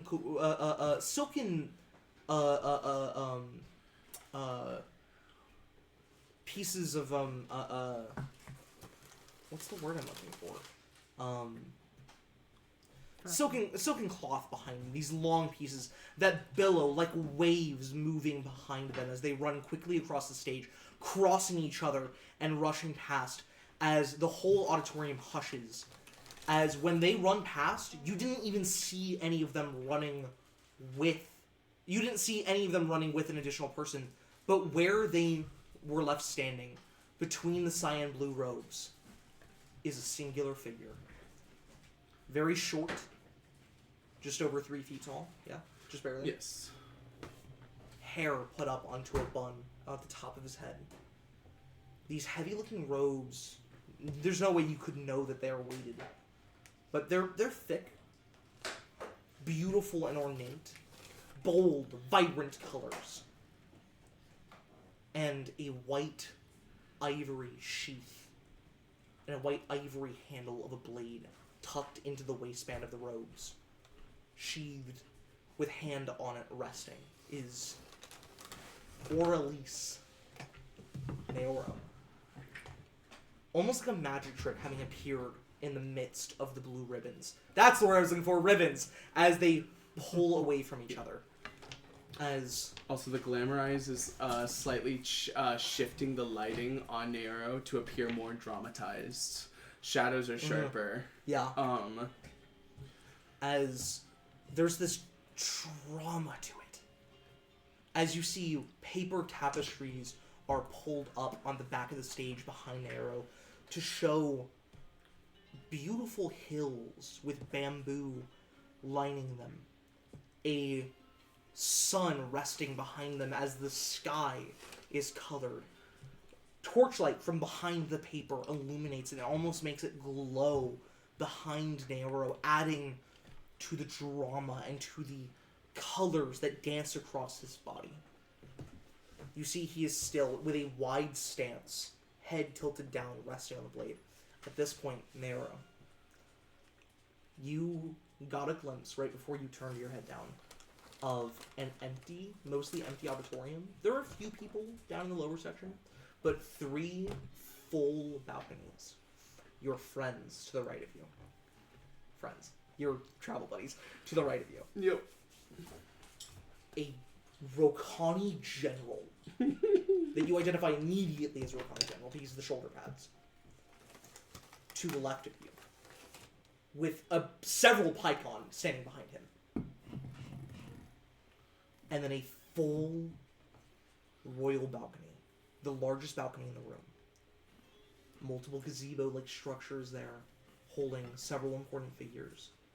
And then a mat right in the center. You see the daimyo. Her strange visage, the beautiful makeup that she wears that shows that she is a person of import and wealth and beauty in this traditional beauty in Rokani culture. The sterling silver white robes that she wears, that you realize this blade would look just right at home with. Mm-hmm. And the strange color of her hair as her eyes now open. And you see, even at this distance, a piercing color. Red. Her irises are red. Almost very similar to Tanu's. But it's almost like there's this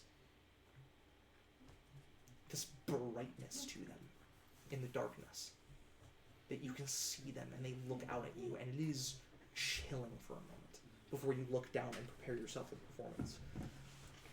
You have Glamorize up, so you will get the benefit of that. Nero, I would like you to please give me a performance check for your earn income. Okay, that is good enough to succeed. Before you tell me the number, remember it's DC 22. Yes. That is good enough to succeed.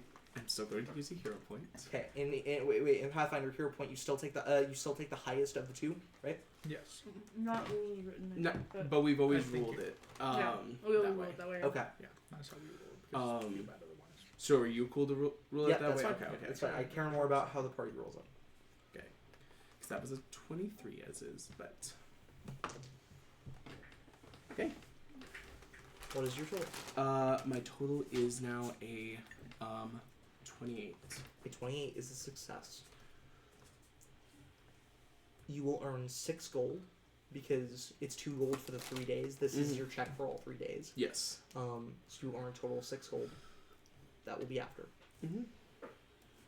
That is also more than high enough to earn yourself a chance to speak with the daimyo. You guys see as Naoro widens his stance even further to the point where you think he's almost going to drop into a split before he twists his legs into a battle stance. And whoa, fucking Cass, immediately you're like, ah! And like your hands are on the railing as you look. Because for a moment, genuinely for a moment, you see a real proper warrior stance from Naoro to the point where your body acts out of instinct because you think he's about to fight somebody. There's no one else on the stage with him.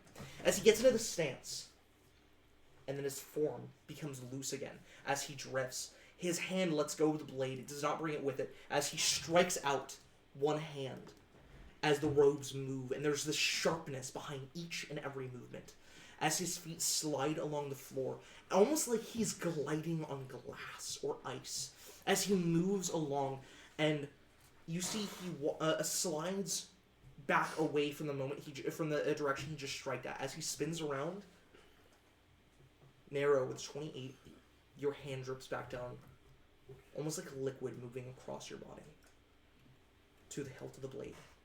As your feet slide across the floor, you pull into a stance, and like lightning, a proper Rokani slash. There is a flash of color, and even from this distance, you guys feel a of wind to brush past you. It is terrifying, the speed that you just saw Nairo pull this blade with. How the fuck he's doing that? You don't understand. You don't really get it. You're not sure if that would have been an effective strike in a combat. He's moving very slowly, but with so much power behind each attack as he slices through the air. And that's when you all see it. This bright red, glistening in light, ruby blade. Or you imagine it's ruby. It looks like ruby, but the entire blade is made of it. There's 0 steel, 0 metal, just gemstone. As he cuts through the air, you see the blade moves with him like an extension of his body as he slides along the stage further, doing these slow moving and then immediate bursts of speed and power strikes as his hands go from 2 hands on the blade to 1. And this is a huge blade for an arrow. This is really big. It is taller than him. It is, yeah. And yet he wields it with such finesse and seemingly strength. It looks like he's wielding it with a decent amount of strength. Whether he actually is or not, fucking fuck all, probably not. It's an arrow. And yet he looks powerful. Cass, I don't know. I'm not going to tell you what your opinions on this, but what I will tell you is what your body tells you. You can see the sweat forming on Nero's brow. You can hear the stress of his body move. Almost like there's weight pulling down at him. Like each and every movement is tense and a tautness that pulls on his muscles. It's more than that, though. It looks like Naoro is really fighting for his life. Like he's in danger. You don't know if he actually thinks he might be. You don't know if this is just acting. Maybe Naoro really is the best actor you've ever seen. Naoro looks like he's going to die if he doesn't swing the blade perfectly. He looks like he is in the heat of a battle, but in slow motion, except for those brief flashes of speed when the blade swings again. The performance goes for 20 minutes. Before ending with Naoro pointing the blade down at the audience, not up to the daimyo, but down at where the seats are, mostly empty and vacant. As you point the blade down to it, then you hold it up to the air, let it drop and tilt along your finger. As it spins around, you then catch it, and with a fast and a fearful speed, you guys see as Nairo pulls it in, almost like he's going to stab himself with the blade, but does so quickly and so confidently as he sheathes it without even resting the tip of the blade onto the sheath beforehand. He does so expertly from a distance and just sheathes the blade in an instant. And there's this clacking sound of the metal hitting the ivory as it echoes through the space. There have been drums playing in the background during this, but they stop moments before the clacking sound. And as it rings, it echoes through.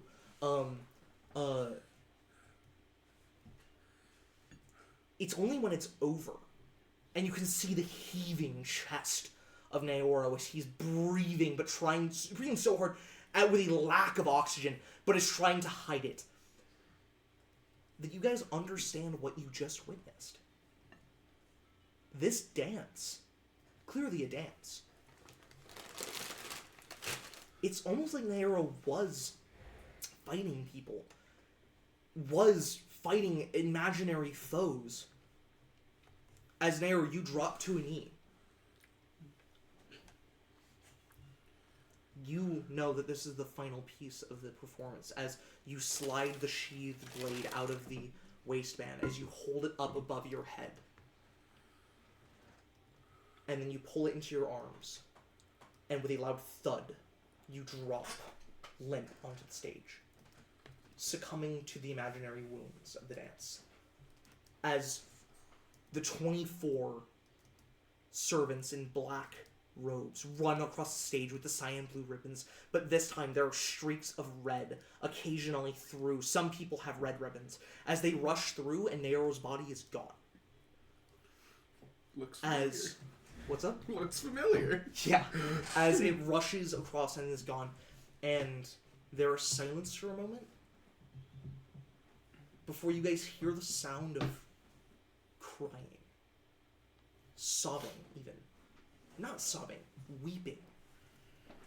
I don't know if any of you are part of this, if you found the beauty in this, but you look over to see the other two balconies.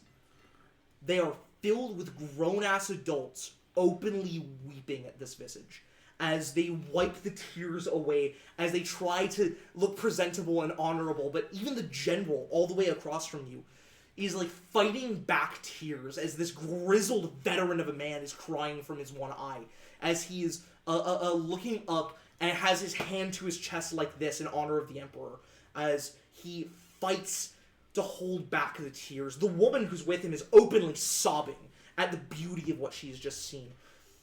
Whatever you just saw was a story of maybe a real battle that happened, and this is a choreography of the fight. As people are fighting for it. Naora, you know that what you've just performed is called the Emperor's Last Dance. Mm-hmm. And it is a specifically about an emperor 4 emperors ago, I believe, who died in combat, in battle. And so the legend goes, struck down 100 men before he fell. That's probably not true. You know that. Naoro personally knows that that's probably not true. But that's what the Rokani people say. That's the myth. That's the legend. Is that he died in combat and brought down 100 enemies with him before finally dying of his wounds. And so what you've just done is honored him by recreating in this beautiful art form his last moments. As the rest of you, the auditorium begins to light itself as chatter of Rokani starts to fill the space, as the various powerful people and import in this room start to talk with each other. And you notice that the daimyo, this young woman, has not shed a tear up until the lights come on and then a single one rolls down one of her cheeks as she takes a small cloth and dabs at it before it streaks too much of her makeup. As she dabs and folds the cloth again, she rests it on her lap. As the tall for Okani, man next to her, a human, puts his hand down onto her shoulder. You guys had heard that she has an advisor. You put together this is probably him. Puts his hand down on her shoulder and nods at her. As, what would you guys want to do? Now you're right backstage. You are exhausted. As for you guys, What are we supposed to do? Where are we supposed to go? looks like nobody's leaving yet. You actually see that a few of the people in the general's balcony, because there are a few pycons and everything, start to walk out and walk around and into the royal balcony with the daimyo. You see several members of the daimyo's balcony go to the general's balcony, as people are seemingly conversing with each other now. You do not know if that is appropriate for you to do. You are not Rokani. You could ask. There's a servant in the balcony with you. Serpent's openly weeping and is trying to pull her shit together.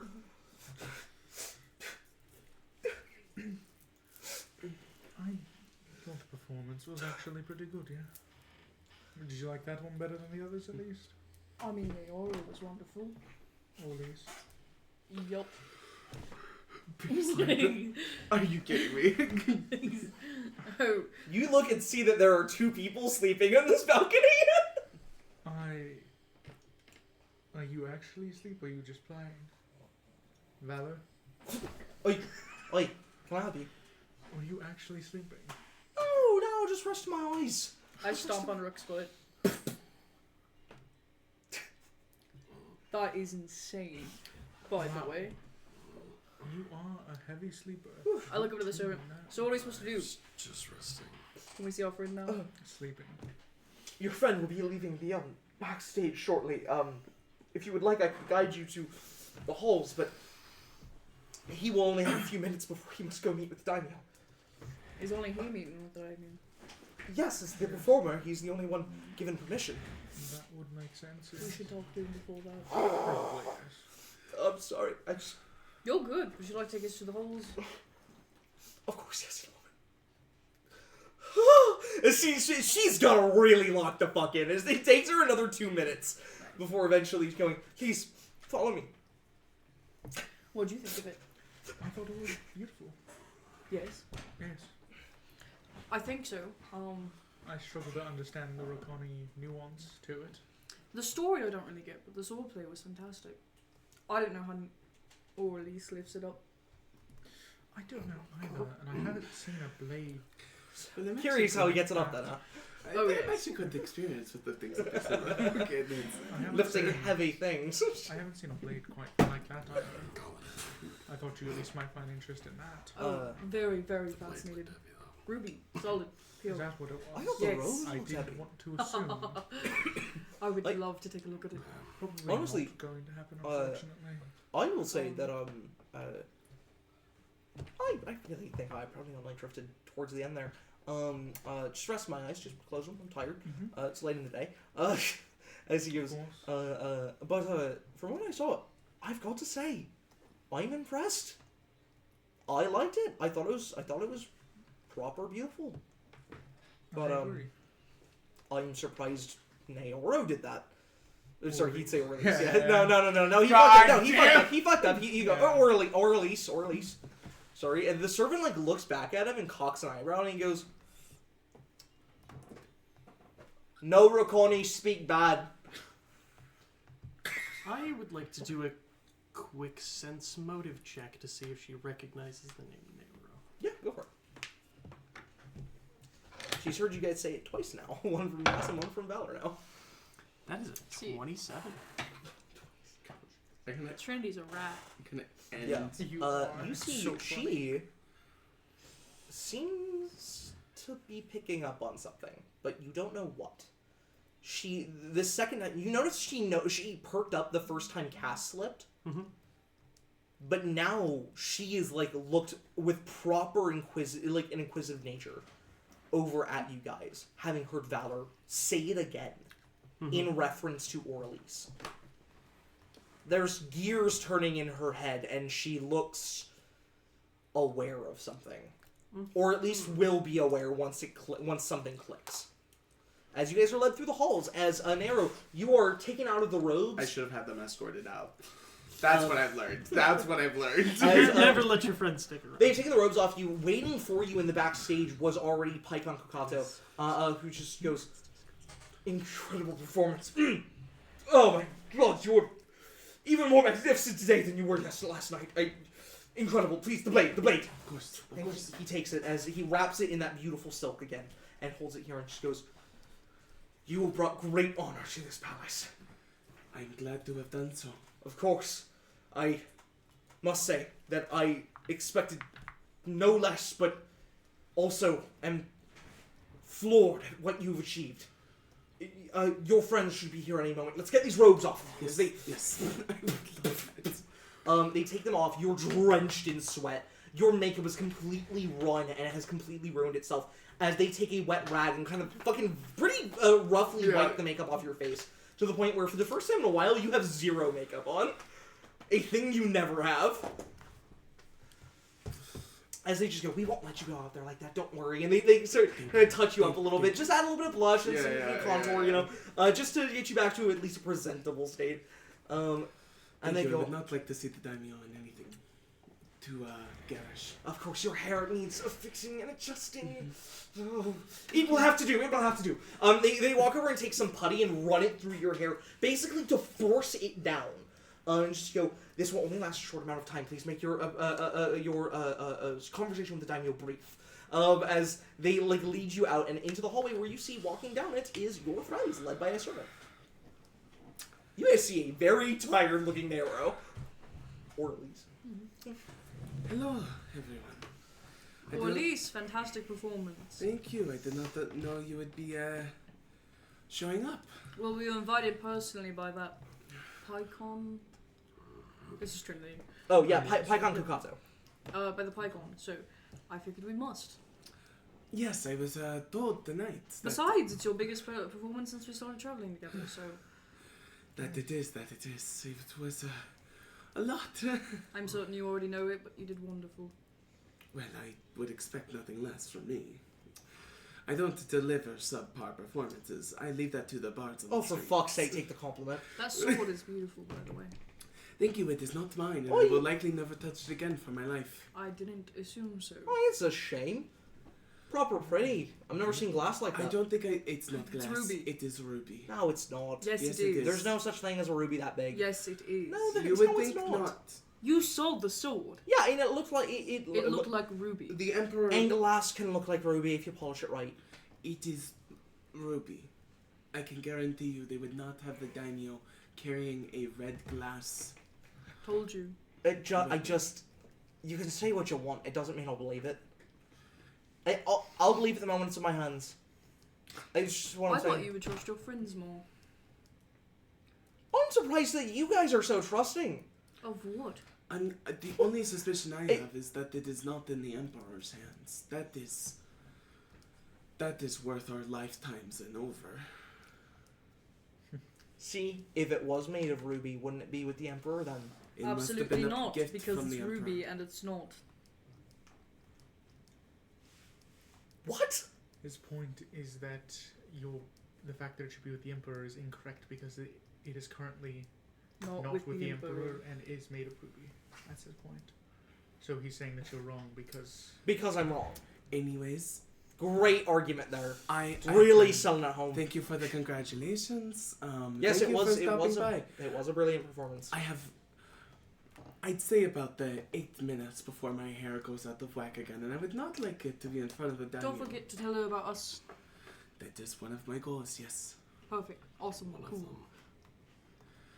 Yes, I can have more than one goal, the doctor said. Wait, and what are we called again? What's Omen. Omenkin. Omenkin, right? Yes. Hey, that- put a dot in front of it.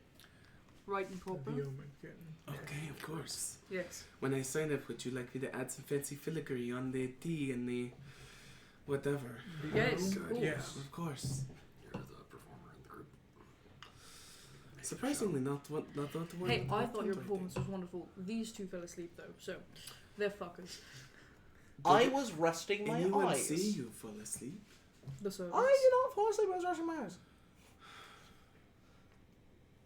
You see that there is a servant here who, Nero, now that you've had a chance and you've heard that, you see that she's looking right at you. Anyways, I do need to be making my way. Thank you very much. Emperor's blessing. She steps back and goes, and to you, and bows. You see she bows to the point where her forehead nearly touches her knees. As she bows to you that deeply. They love artwork here. Yeah, you walk away quickly. Scuttle, scuttle, scuttle. Yes. I think it's kind of ridiculous. How much they value art. Why is that ridiculous? Nope, never mind. Don't you I was about to value say some something forms of art? Oh, I value all forms of art. Oh, alright. I just think having an entire society that people cry over it is kind of weird. I'm not judging. It's just strange. Just not what you're used to. Yeah. I don't really think it's that strange. You don't? No, not. Oh, yeah, have you never heard a song that's moved you to tears? Of course. Well, it's the same thing then. It's an entire... Whatever. Never mind. Well, ask it. I'm trying to understand. What's... I don't think you try to understand much of anything, Valor. Alright, fuck you too. Where the fuck do we go now? It's just... fuck shit, no release. Has just gone off again. You see, you Rook, these are watching here, you see the servant perks up again at that. Are we heading out now? I No, suppose. I think we should wait for him. Yeah, outside. We're in the Oh, I thought palace we- right Maybe now. in like the We're a bit- castle, not the palace. Yup. Oh, I see. Not bad. Oh yeah, lady, what do you think? As the servant is almost like she's kind of like off a little bit, and she goes, I'm sorry, what? Where do we go? I will lead you outside of the palace walls to the castle grounds. You may wait there. There is a small exit tables that you may take food and delights with you out. Perfect. As she will lead you guys to a little like a setup of two rows of Where they're tables. keeping the alcohol. Probably. What's up? I just said, is that where they're keeping the alcohol? You guys are led out where there are two rows of tables at the base of the steps of the palace, not the castle, but the palace. Out here, where tablecloths have been thrown over them, and there are like candles set on the tables, and little wrapped, like small basically parcels of food, right? Desserts and meats and savory dishes. You see there's even a wooden bowl with ice in it that has fresh clams sitting in it. Where the fuck they got ice?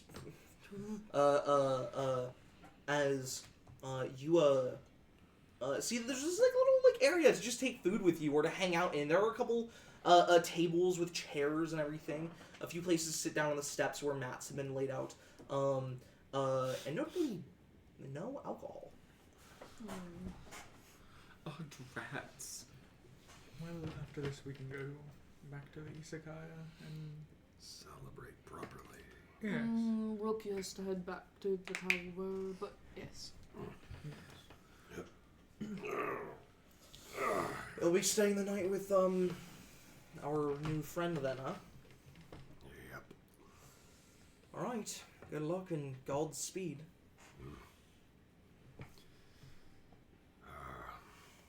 Stretch my legs a little. So I just walk over and I beeline a little bit for the servant.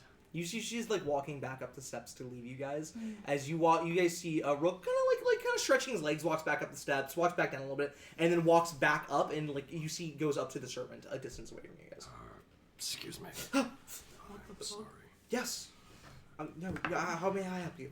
He's Just a question. I couldn't help but notice you overheard us mention a name once or twice. Her eyes go a little wide. Not at all. No. I'm just curious what that means to you. Makes you nervous, I can tell. nervous. You don't... But you... What do you... Assume I'm an idiot. Assume I'm Kypharian. Just. I don't know. You're the first person I've seen who's recognized The it. name that you keep mentioning, it belongs to a... She pauses and hesitates, almost not wanting to tell you, because you didn't know beforehand. Please give me a diplomacy check. Please fail it.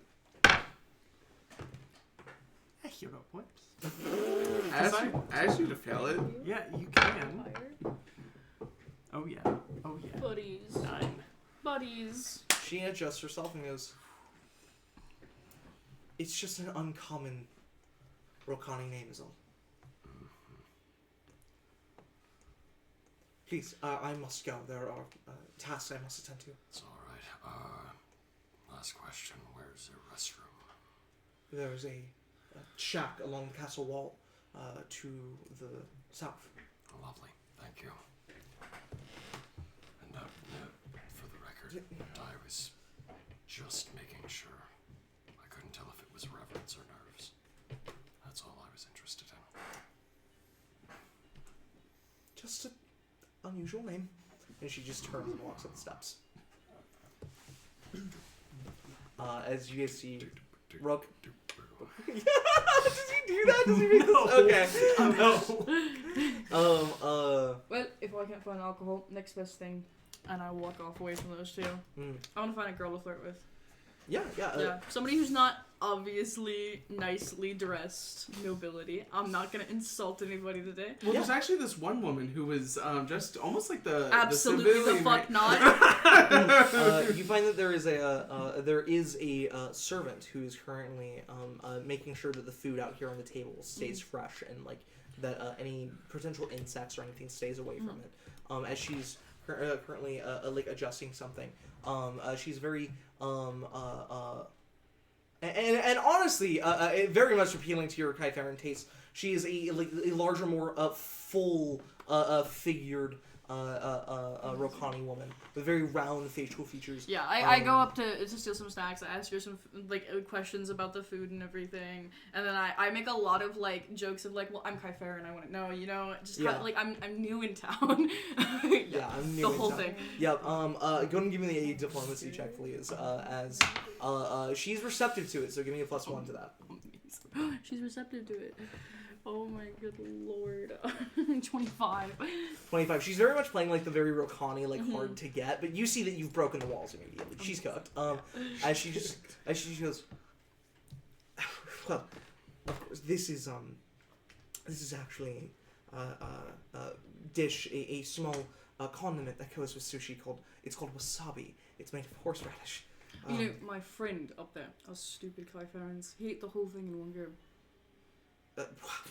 Oh my!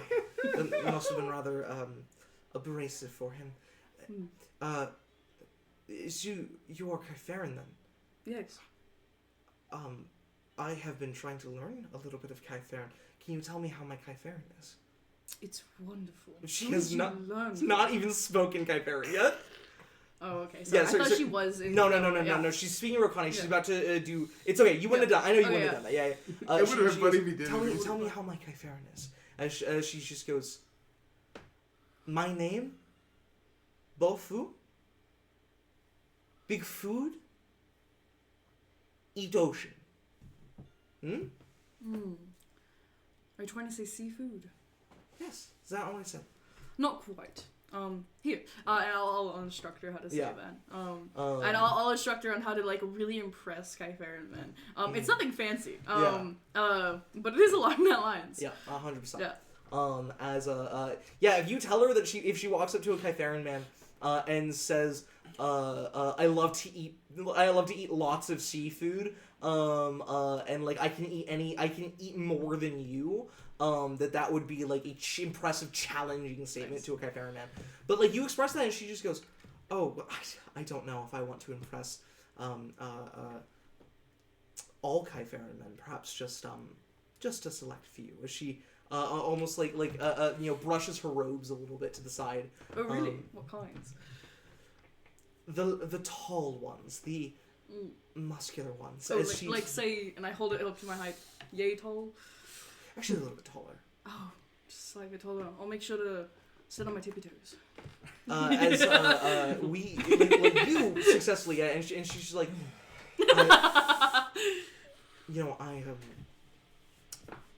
I was thinking of maybe going to the izakaya after this. Really? Oh, just to get some drinks and perhaps take a night stroll on the water. Of course. High tide. A rapid tide, Rapid tide. Thank you. of course. Still learning. Sounds wonderful. Would you mind if I acquaint you there? Oh, perhaps, but you may have to fight off a few of my other suitors. Of course. I'm big and strong. I can manage. Yeah, as you've got a date for the izakaya later. Hell yeah. Winning. Nero's still mad. It can't fully place why. Speaking of which, Nero, you quickly walk through the halls and make it to the paper doors that lead into the large balcony. As the door slides open, as there is a Pycon. You see Pycon Tobe, the one that gave you guys the gold to go hunt down the last of the smugglers. She stands here and looks at you. Hello. I hope you enjoyed the performance. You see her eyes are like a little bit red and like her cheeks are a little puffy, and she goes, "It was more than honorable. I suppose you were here for your meeting with the daimyo then." Yes, I'd love to meet her. You will walk along her right side when you approach her. You will walk with a sharp turn to your left to step in front of her, and then you will drop to your knees and you will bow. Your head will touch the floor, and you will wait for her to tell you to look up. You will not look up before that. If you do, I assure you, the dishonor that you will have will outshine and thus darken the honor you have earned with your performance tonight. Do you understand? Crystal clear. Thank you. Follow. As she moves to the side, and as you follow her in, with a servant shutting the paper door behind you. As you walk along and see the back of the daimyo, as you walk along her right and around, stepping in front of her, not ever looking at her, feet staring at eyes staring at your feet and the floor. As you spin to face her, but still looking down, what do you do? I drop to a knee. Okay, drop to knees. Yeah, all my the knees. way down. Yeah. I bow, putting my head to the ground. Hands No, like wait. this. Yeah. I'll wait for her to tell me to look up. 30 seconds. A minute. Damn. 3 minutes. Your back's starting to hurt. Your thighs are starting to lose circulation because of the posture that you're in. Before, at almost 4 minutes, you hear a very soft voice go, "Rise to look at me." And you see the daimyo. This almost indigo hair. Now that you're closer to her, you can see the depth of the blue in her hair and the vibrant red eyes staring at you. "I found your performance most admirable, most honorable, most beautiful." That is a compliment I would not have dreamed of coming from you. I thank you very much for your kind words. It was an honor to perform for you. The honor, I assure you, is ours. You have done well, wielding the blade. As I'm sure you've noticed, it has an additional heft to it. Its gemstone is not light, Yes. but the weight of its history is all the heavier. Yes, I had noticed it. I hope that I wielded it with the importance that it needed. I was hoping to properly introduce myself. My name is Orlise. I work with a group called the Omenkin. The This- omen. Yes, this right now is a short. Apologies. That is such a foreboding name. Mm. Why? Do you bring bad omens? Or It- good? It is any omen that is required of us. I guess for those who are not, who are doing dishonor in the name of the Emperor, I would find it a bad omen for them. So you, with your name and intention, would change omens for good or bad. You would dare to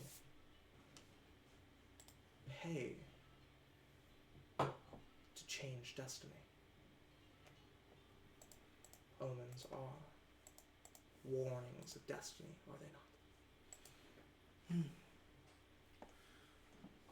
Some of us are, sorry. I think that though our group is starting out and we are just starting to get our bearings, I believe that one day we would be purchasable to change or to deliver destiny itself. So you believe then that foretold things can be changed?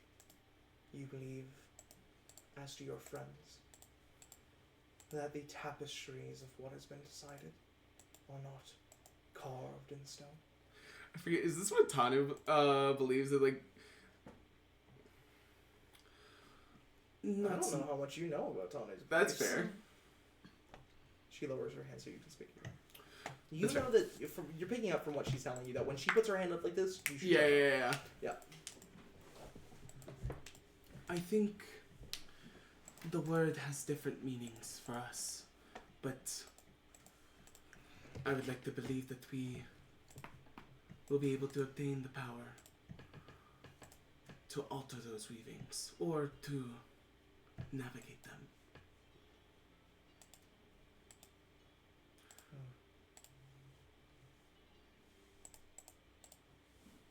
Such bold claims.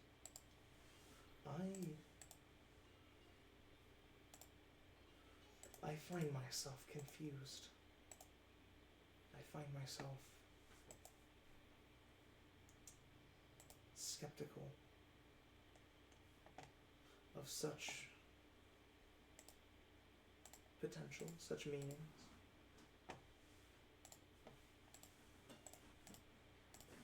I never believed that there would be anybody so boorish as to claim they could change what has been decided. And at least a Rokani as yourself, who would ever claim that decisions set in stone could be changed. Do you believe then that your omen kin,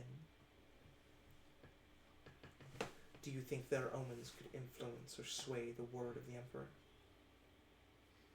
If the Emperor's word, law as it is, claimed the death of one of your friends, would your omens be enough to stop it? To stand up against the Emperor, to stand up against Roka, I don't find...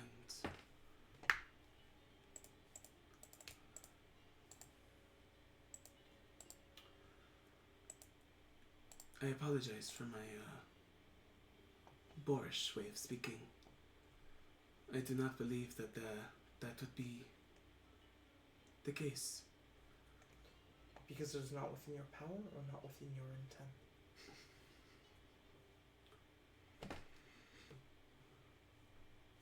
don't believe, especially not our intent, but at the moment, clearly not within our power. Of course. I am something of a performer myself. I've practiced with wind instruments of various kinds for many years, since I was very young. I hope one day to be as talented with them as you are with the blade. The senso no odori is not an art for the faint. It is also not an art for such common traveling performers. Tell me, Orlis, how did you come along to learn the dance of war? Based on what Nero knows, if someone is taught, if someone is taught the dance, and they don't perform it, or they're allowed to learn it, right? Or is that only with express permission of the Emperor? Anybody is technically allowed to learn it. It's just how would you? You know, you would have to have somebody teach it to you. Because it's not just one specific dance. The dancing is an art style, and there are many choreographies, many types of dances that you can do within the style, right? But you have to be taught, and it takes years to master, or at least to get to the point that you're at. You wouldn't really consider yourself even a master of the art, but you are pretty good. Yeah. Fucking today pretty good. But you wouldn't consider yourself a master. You would consider somebody you know a master, a true and proper master. And that takes an entire lifetime, like to do, you know, from the moment you're born. So it doesn't necessarily mean that you're a person of wealth or privilege. You could have had you could have been an apprentice taken on solely for that purpose. Yeah. Perhaps you even are. I just know no apprentice who would take on someone to learn that. No normal person should know how to do this, really. Not to the level that you do it at least. So that is why she's inquisitive. Yeah. Sorry. I learned, one of my mentors, was one of the, Witchocks. The Witchock family. From Sahitma. Yes. And which one did you study with? And briefly in my travels, I studied with, Nero. Really? You studied with Nero? Yes. Please give me a deception check. Yup. You may do so with a -1 circumstance bonus. Oh, yay. Oh, yay.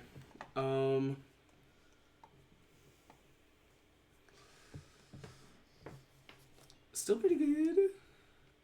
So, 24. 24, pretty good. Cock and balls.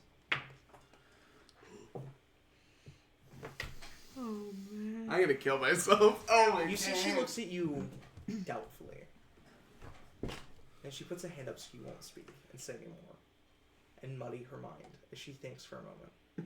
And then you see the door behind her open, and there's a servant. The servant who is with your friends. I'm going to Speaks to Paikon Tobe. Paikon Tobe nods, shuts the door with the servant still outside, and Paikon Tobe walks up behind the daimyo, up to the daimyo's advisor, Shunto Haikyuu, and whispers something into his ear. As he then bends down, taps the daimyo's shoulder, and whispers into her ear.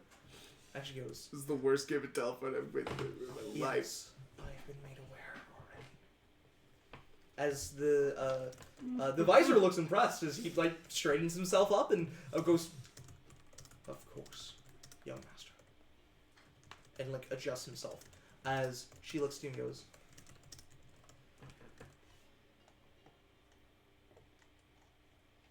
I had not expected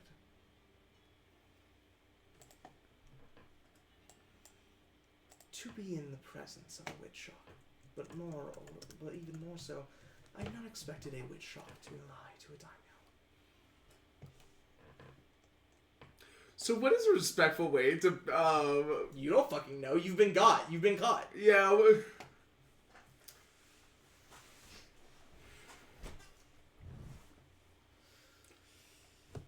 I have no words. I can't imagine you would. Why? Why hide your name? Do you not think that you would have received work? Surely a witch shock is a rare performance indeed. Especially the one who departed so. Yes. Well, in the name of honesty, it is a test to myself to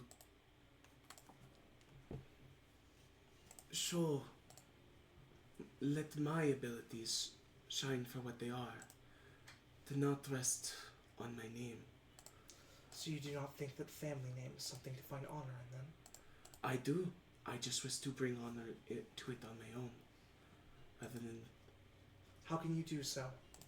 How could you ever hope so, if no one knows that you are a witch shock in the first place? No honor is brought to them then. Honor is brought to Orleans. It was not a charade that I meant to keep up forever. Clearly it is, not a good one. Perhaps labeling yourself as an apprentice of the witch shocks is a little too close to the truth.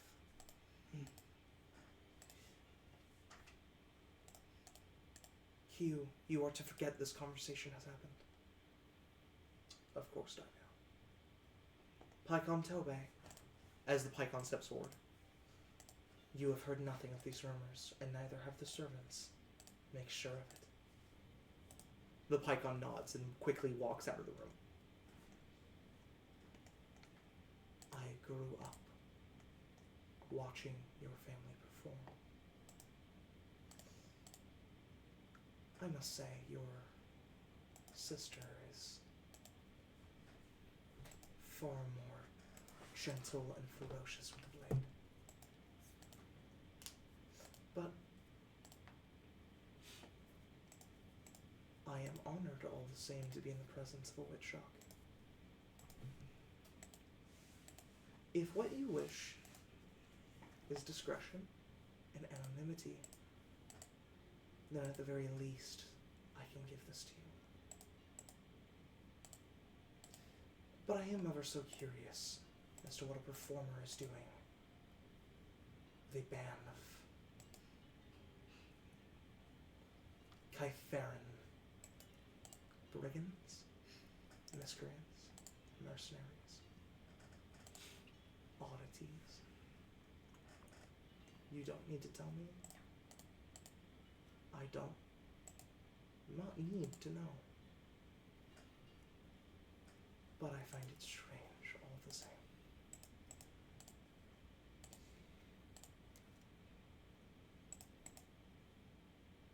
Well, you and your omenkin are more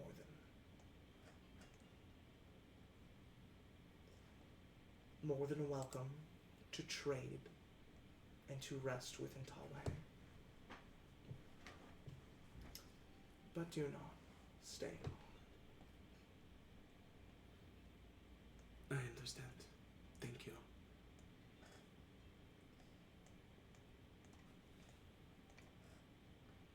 She just turns her hand a few times, gesturing for you to leave. Nero will leave in a mirrored fashion to the way he entered. You bow again, wait until you hear her tap on the floor once, you stand up, turn, and walk away. as you get to the paper door where a servant slides it open for you and you step out. You step out and immediately almost bump into a general. The half-orc general from before who's missing his left eye. You nearly bump into him and he steps back and immediately goes, "Please, allow me to apologize. I nearly knocked you over." And he drops to a knee right in front of you and like puts his hand on his abdomen like this and his other hand rests on the blade as he just goes, "Your performance was incredible. I am honored to have been allowed to witness it. I can only apologize to you that I could not take it in with all of the visual vigor that any other more healthy man could. I brought dishonor to your performance, and I apologize." I'm trying to think of the word. That is fine. I pardon whatever transgression you think you have done upon me. I appreciate your appearance and my performance nonetheless. He nods and stands up and immediately adjusts himself and just goes, "I hear that your name is Orlees." That it is. And he puts a hand out to shake yours. As he does so, let me finish. DC 35 fortitude save. Bone shaker! Yeah, he grabs you by the wrist, yanks all of the bones out of your arm. Oh, wow. And, slaps you over the head with them. You die. He That's gets his little grippers and just takes your eye. Rips it open puts his it shield over over high. it's a little small. No. Unfit. Takes it out, puts it back in He mine. puts a hand out and just goes, General Sheng Tai. Thank you. Orlees. he shakes your hand and just goes, "It is an honor. Now, if you'll excuse me, I have an important discussion to have with the daimyo." And he slides the door open and steps in. And turns to you, bows one more time, and shuts it. Are there servants still around? Yeah. Then Nair will walk. Yep. You walk until you find yourself in an empty hall. And Nair will just basically leaning onto one of the walls, collapsing from the exhaustion of it all. Yeah.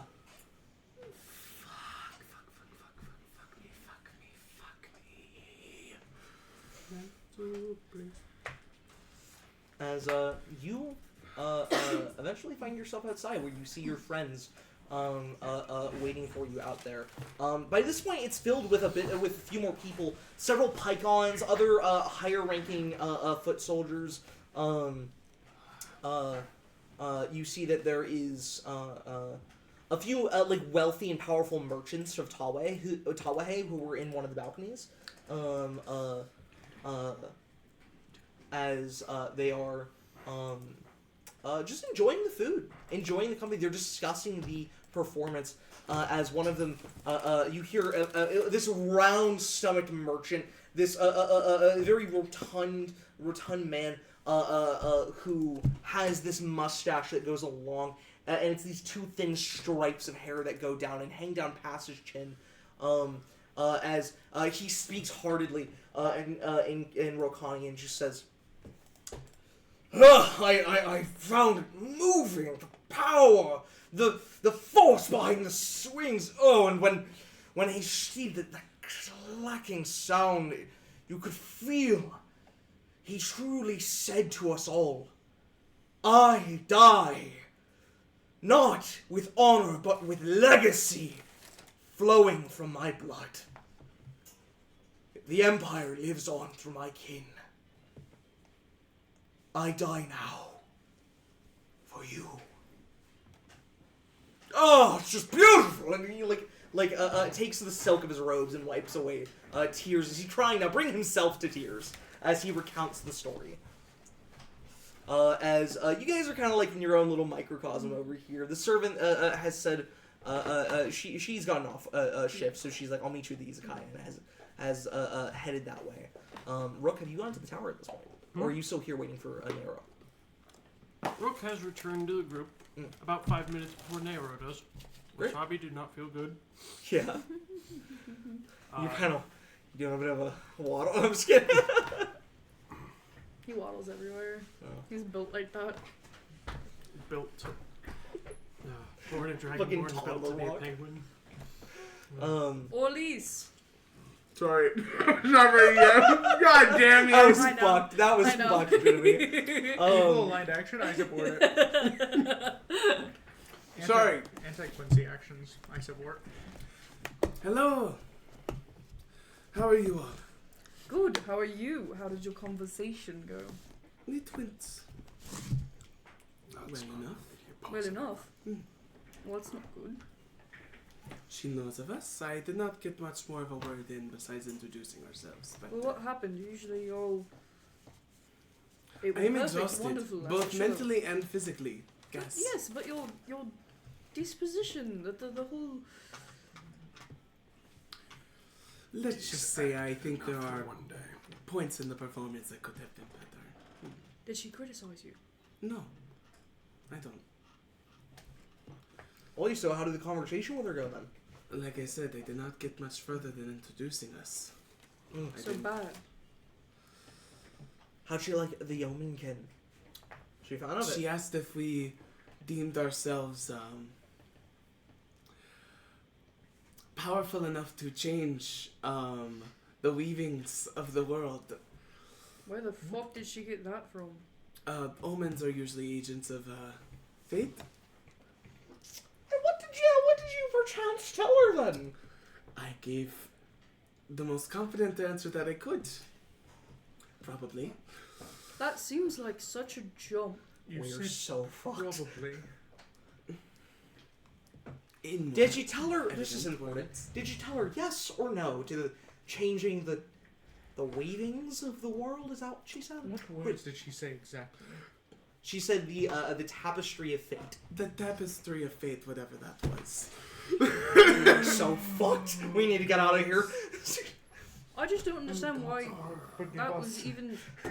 We didn't say it. It wasn't us. I was It surprised- wasn't us. That's not what it means at all. I am sorry, I wish you would have introduced us better.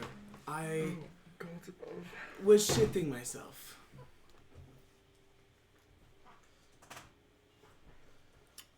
And you said you said We shouldn't have gone probably. with Yeomankin. We shouldn't have gone with Yeomankin. This was a mistake. I thought it would be fine. I was wrong.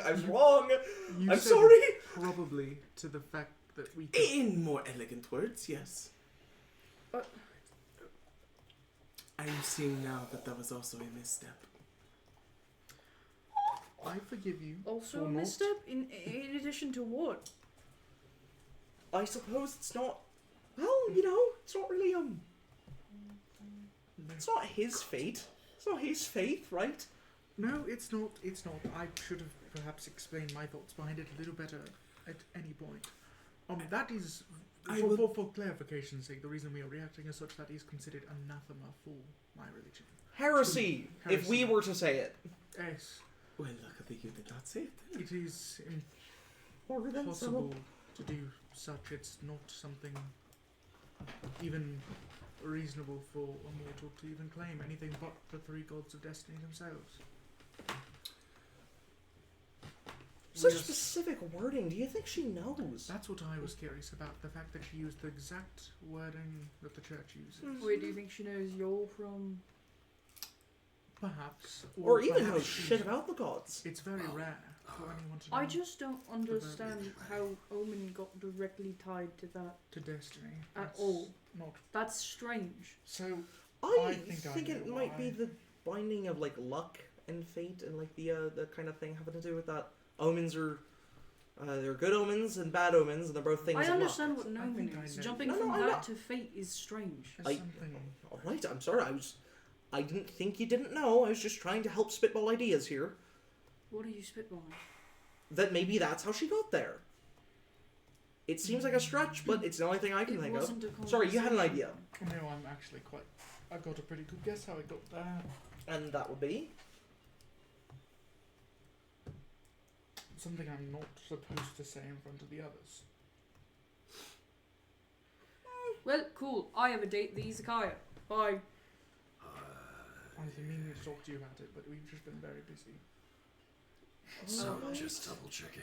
We're not Bye, going to be Cass. hunted by the guards. No, they said we are welcome to come in and to trade, just not to stay very long. Yeah, what? No, good. Okay. Well, We're gonna be Yes, traveling together, it's I don't something want more catch to him do something. with us all being No, he's immune, after all. most of us being Kaifera. Right, of course. I feel as much. I was really hoping to get in a He's conversation not about angry the with me mission, today. about Kiyomi, It was strange. quite a lot, but I don't blame him, but the pacing of the conversation was entirely on her behalf, I'm not sure. and it was brief, because it seemed like there was a general who had some business. Well, getting the name in is still useful. If you did say direct gods. Oi. Sorry. It's What's fine. got you feeling so down? I'm just upset about how this interaction has gone specifically. But it is alright. We will still. I will not It won't be a speak so brazenly about this. It's No, fine. you're fine. Maybe just in the future we'll try to distance, like what Cass was saying, try to distance the terms omen with destiny. They don't really need to be so buddy-buddy, really. I don't think that's what they have to be. I think omens are, we should lean more with the warning side rather than the luck side, you know. So maybe risk and reward was a better. Fuck, we're already with Omenkin. Plus, Omenkin sounds so much cooler. It does sound right. It would not have led to that conversation. Yes, but then but we would have the- just looked more mercantile, like mercenaries, if we went with that. I know, I want to make fun of you. I'm not there though. No, God I damn it, think those damn mercantilisms. I'm gonna. I'm really gonna do it. They just love my mustache. So, not bad, not good.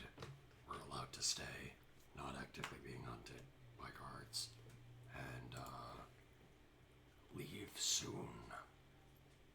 That was already the plan. So Yes, we're going to be Precisely. heading Right. towards. Is it roughly towards the Hitma? No, we're heading south. So, That's where the Maybe- person was found. Heading. we didn't tell him. No, we haven't told him that either. So we will haven't wait told until. him. Let's head out to the castle. Yeah. You hear the footsteps of a person in armor as you see a Rokani soldier marching down the steps from the palace with a beeline straight to Orleans. As you see, they quickly walk up to you and just go,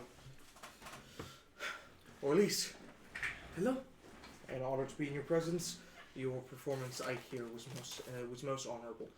I have for you, before you leave the castle walls, your payment. And holds out a small pouch. Of course. It's hefty. Yeah. As you see that you open it up to see 6 gold, and also inside a small little, tiny little paper scroll wrapped in, tucked into the pouch. I'm just gonna keep that on me. I'm not gonna open that up. Sure, yeah. You Yeah. tie the pouch shut again. Quickly put the pouch into with your other money. As you guys head to the Izakaya. Mhm. Great. I'm going to pull Valor aside before we get on the way there. Sure, yeah. You see far in the distance ahead of you, Cass quickly walking to the Izakaya. He's got places to be, people to do. As Places to do, people to be. what's up? Places to do, people to be. Yeah.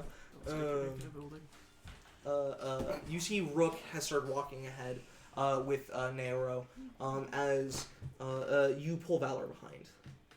I'd been meaning to talk to you about this. It's just been rather hectic for the past little bit. Oi. Whenever I got certified within Rogar, to complete such, I had to remove my headband. Fuck, why did you not tell me? I meant to tell you. It's been 2 weeks. It slipped It's my mind. been I know. 2 weeks there, lad.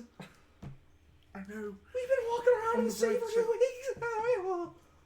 Well, you were gone for the first week, and then by the time that you got back, it just slipped my mind. You could have even told me before I left. It's fine. It's fine. It's alright. On the bright It's fine. side, I got them to agree to not put it on my papers. It is just within their internal records. So that's why. Look, to be fair, I was as confused as Cass was about how the fuck she got to Destiny and Fate from Omens, right? I was just as fucked and perturbed about I it. realized immediately. And now it makes a lot more sense. She was just prodding for information. Yeah. Alright. Look, we're getting to a point where I don't really think it's a good idea, but I understand that it's going to start causing complications if we don't. When do you think you might spill the metaphorical beans? I've been ready for a while. You're the thing stopping me. Which is probably wise. I'm not going to lie. I'm not mad at you. I know my job. I know. I'm not saying that I'm... But you I are understand what you're talking about. higher ranking than I am. Yes, but I respect If your you- thoughts. Of course, yes, but what I'm saying is, if you do think for certain that it is time to let them know, then mayhaps it is destiny to do so. Remember, the decisions you make, blessed by the gods themselves. I know. I think I probably should. Here pretty soon. Alright. Especially now that that is affecting our actions and how people view us. I feel like not telling them is unfair. That's... I agree, and I think that's awfully kind of you. You're far more considerate than I think I am. I try to be considerate. But I think you're plenty as well, truly. Perhaps sometimes considerate only to tease, but that still means you're paying attention. And I think that matters just as much. Perhaps. Alright, well. 2 weeks, Tony. I love you, lad, but you make my heart do things it's not supposed to do for my age. Alright. It's that, not the giant shark. I can handle giant sharks. I don't know how to... I really... It's a new game every day with this. This. As he gestures the fact you're in fucking Rokon now. Yeah, honestly, it feels like a blur, this whole house. In a good way, I think. In a good way. As you guys make it to the izakaya, where you see, just by the time that you arrive, Cass already going down the ladder, following a woman down it. Naoro is, I imagine, drinking and celebrating your success, not getting plastered or anything. Rook, have you split off to go to the? Yep. Yeah. Success. That's what that was. That was Yeah. a success. And that's what they rolled on the die. A W. A 28 go great. Nothing else went bad. 28 go great. Nothing else went bad. You did great. There are a few people who, there are a few off-duty soldiers here who are celebrating, who see you from and remember you from the week that you spent raising their morale. They buy you drinks. They ask you how the event was, how was meeting the daimyo. People are excited and eager to talk to you. Valor walks over and orders a lighter drink, something that won't get him plastered because he was already drinking earlier. So he then goes off to a food stand and brings you back some fried fish on a stick. As you two will eat and have a little bit to drink. Rook, you make it to the tower and find that she is asleep and unconscious, still very cold and shivering almost, with the cloak that you threw over her having soaked up a lot of the water that she was drenched with. As Trade it out for some blankets. Yeah. Wring it out and dry it off. Yeah. Just make sure she is going to be resting safe and well. If you guys are staying one more night here, then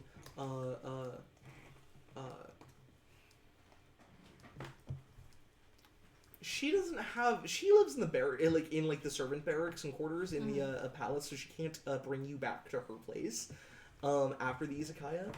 So if you want, because Rook won't be there. No, Rook wouldn't have been there in the first place. But if you want, you can try to room up tonight with at the place that Tanu, Valor, and Naoro have been staying at. Nah, I'll probably work. Probably work. Mhm. Okay. Yeah. As the night carries through, no one comes and finds you. No disturbances. You guys find rest. I think the one who's up the latest, because I mean, even Rook, like the pulling Tongsu out of the water was a pretty exhausting thing earlier. Even you drift off to sleep pretty early. The last one up definitely is Cass, who you're, I think, like chopping wood on like one of the far ends of the city as you splinter wood.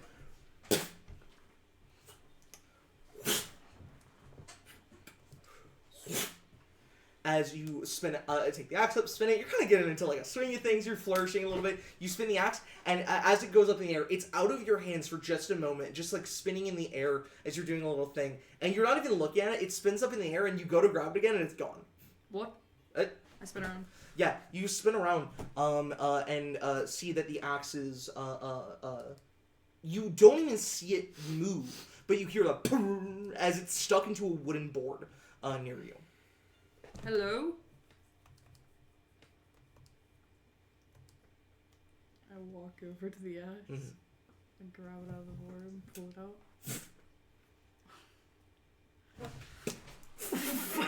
out. And as you're pulling, you just hear a... I don't think you're gonna be able to pull that one out, buddy. I'm in the middle of a job. As all of the boards, all of the wooden logs, and fall in half. That would... You see, he's just cut 2 weeks worth of wood. Why? Fine, thank you. Perfect. I'm gonna go... Can't I just give you a gift? I'm generous, after all. The most generous. Thank you. Now I can drink. Not quite. Always something. Well, I just need you to get well rested. For what? You're going to be traveling tomorrow, aren't you? Why do you always know things? My job, or perhaps it's my privilege, or perhaps I just take guesses. Alright, then I will rest. Good. There's silence for a moment, and you think he's gone. You pull the axe out. Yeah, it comes out. Great. I set it down on the chopping block. Yeah, you sit down on the chopping block. As you start to walk, you feel yourself immediately bump into something that you can't even see. Still you. You know, it's been a while, and I've been seeing that you've been making some good money. Some really good coin. Something like that, yes. Never seen you make so much gold in just a short amount of time. I know, right? There was like 50 in the smuggler's den. Should have been there. They had so much. I'm just saying that maybe you have certain obligations for where some of that money is supposed to be going. That maybe you could. Oh, are you asking for some? More like demanding. As you feel yourself being as you and are pressed to the ground, and the wood of the city platform splinters a little bit below you. Okay. I hear the water's pretty deep here. It is. During rapid tide. It is. I was fucking drowned. Don't want to talk about it. I saw. You're a really good swimmer. I'm not. No, you're really not. What were you thinking? Oh, just a gold One. one. Okay. Can you let me up? I push myself up. I grab 2 gold and hold it out. Like you said, basically swimming in it. Attaboy. As the coins flip up in the air, and for a moment, just the idea of Jaws, and the gold's gone. I'd rather be drowning in coin than water, so... Alright. Thank you for the rest. Yeah, I don't really get your obsession with it, but I see that you've been drowning in something else too, or someone. What is that supposed to mean? Someone's. Someone's? Plural? I see that people like you here. Like is a strong term. I feel like a lot of people hate me here. Don't mortals fuck when they like each other? Yes, usually. Okay, you've been fucking. That's kind of what I was getting. Kind of what I do. That's what you do? That's what you do?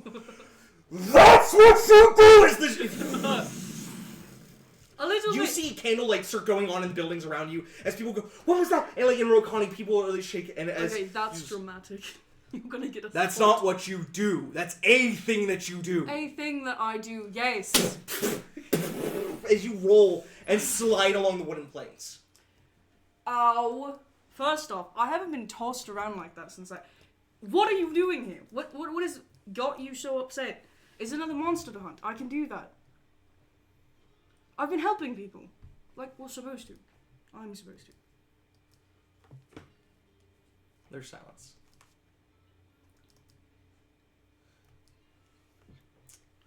And then, quietly, in your ear, you hear,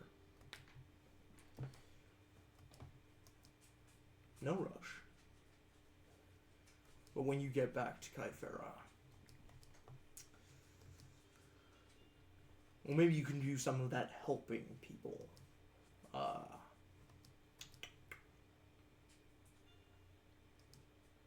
The border's getting pretty bad.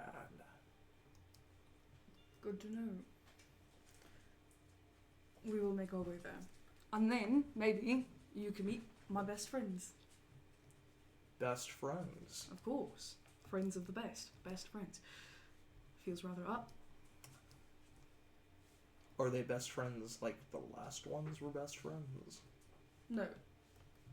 What about the ones before those? No, absolutely not. What about the ones 2 times before that? You know I don't like talking about him, so let's not. Ooh.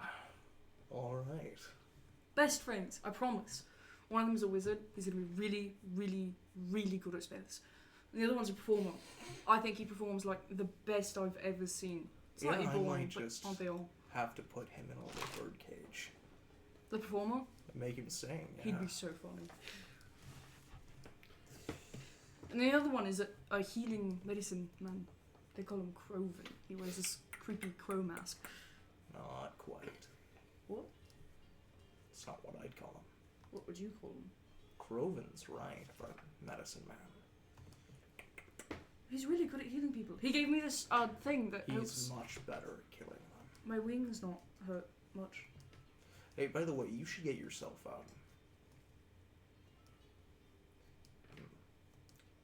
just be careful around that one. The One from Marmalade. oh, I mean her too, but the Dragonborn. Oh, why? If he ever starts to look a little shifty, maybe that's when you should make your departure. Shifty? Yeah. Look, he's sick with something you don't want to get. Can I be real with you? Can I be... You can always be real with me. I want to be honest. Yes. You know I can do anything. Mm-hmm. You know I can be whatever I have to. You know that I am the best. When I touch the sky, the world gets to see.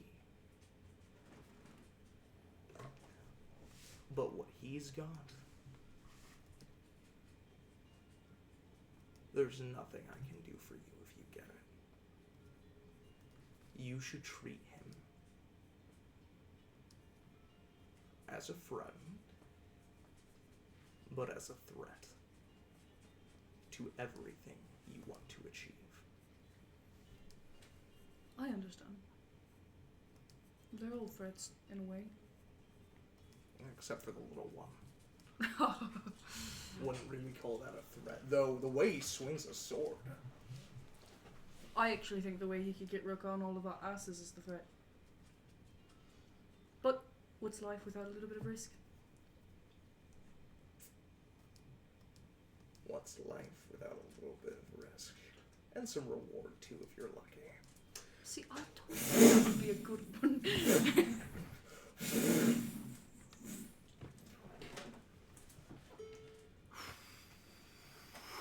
Okay.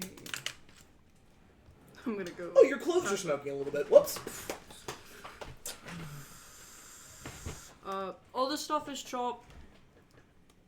You see the little old lady that asked you to chop the wood for her steps outside, and she's like shaking. She goes, "Did you hear that?" No, I must have been so enthralled by my work. I'm sorry. And she Really looks at you. focused. Oh my God! You didn't have to chop this much. I only asked you for 2 nights worth. I know. I hope it's useful. If I did too much, I can make up for it. I just hope it doesn't rain. The wood will soak up more water this way. Do you want me to bring some inside then? If you could, just Of a couple course, yes. armfuls, please. Yeah. I'll get the rest in the morning. It's fine. As I start wrapping Yeah. some together and Yeah. bundling them up, and Thank you. You're such a sweet young man. Thank you. Of course, thank you for the housing. It means a lot. Of course. It's the least I can do. You really didn't hear the whole building in the shook, and a couple of my pots broke. Your pots. Yes, No, they fell off a shelf. Only thing I was hearing was the chopping of the wood. It's really loud when you're next to it. Oh, you poor, blind, deaf young man. She just kind I of know. squeezes your cheek. I know, Grandma. I know. I'm gonna go to bed. I'm not a grandma. I can be your mom. She like walks and she like lays down. She cannot be your mom. You wouldn't know. You have no fucking idea. You only call her grandma because somebody else called her grandma. That's so funny. You have no idea how old this woman is. As you lay down for sleep, as we will go ahead and take break there. I think Woohoo! 6:37 is a good time to break. We'll wake up in the morning, and you guys will do the last little bits that you need to do in the city. A Rook, you have a person that you have to meet with, and then and like successfully get on a boat specifically. Mm-hmm. And then I'm gonna buy some wood. you gotta buy some wood. Alright, we will see everybody when we come back. I'm gonna end recording. 3 and a 2 and a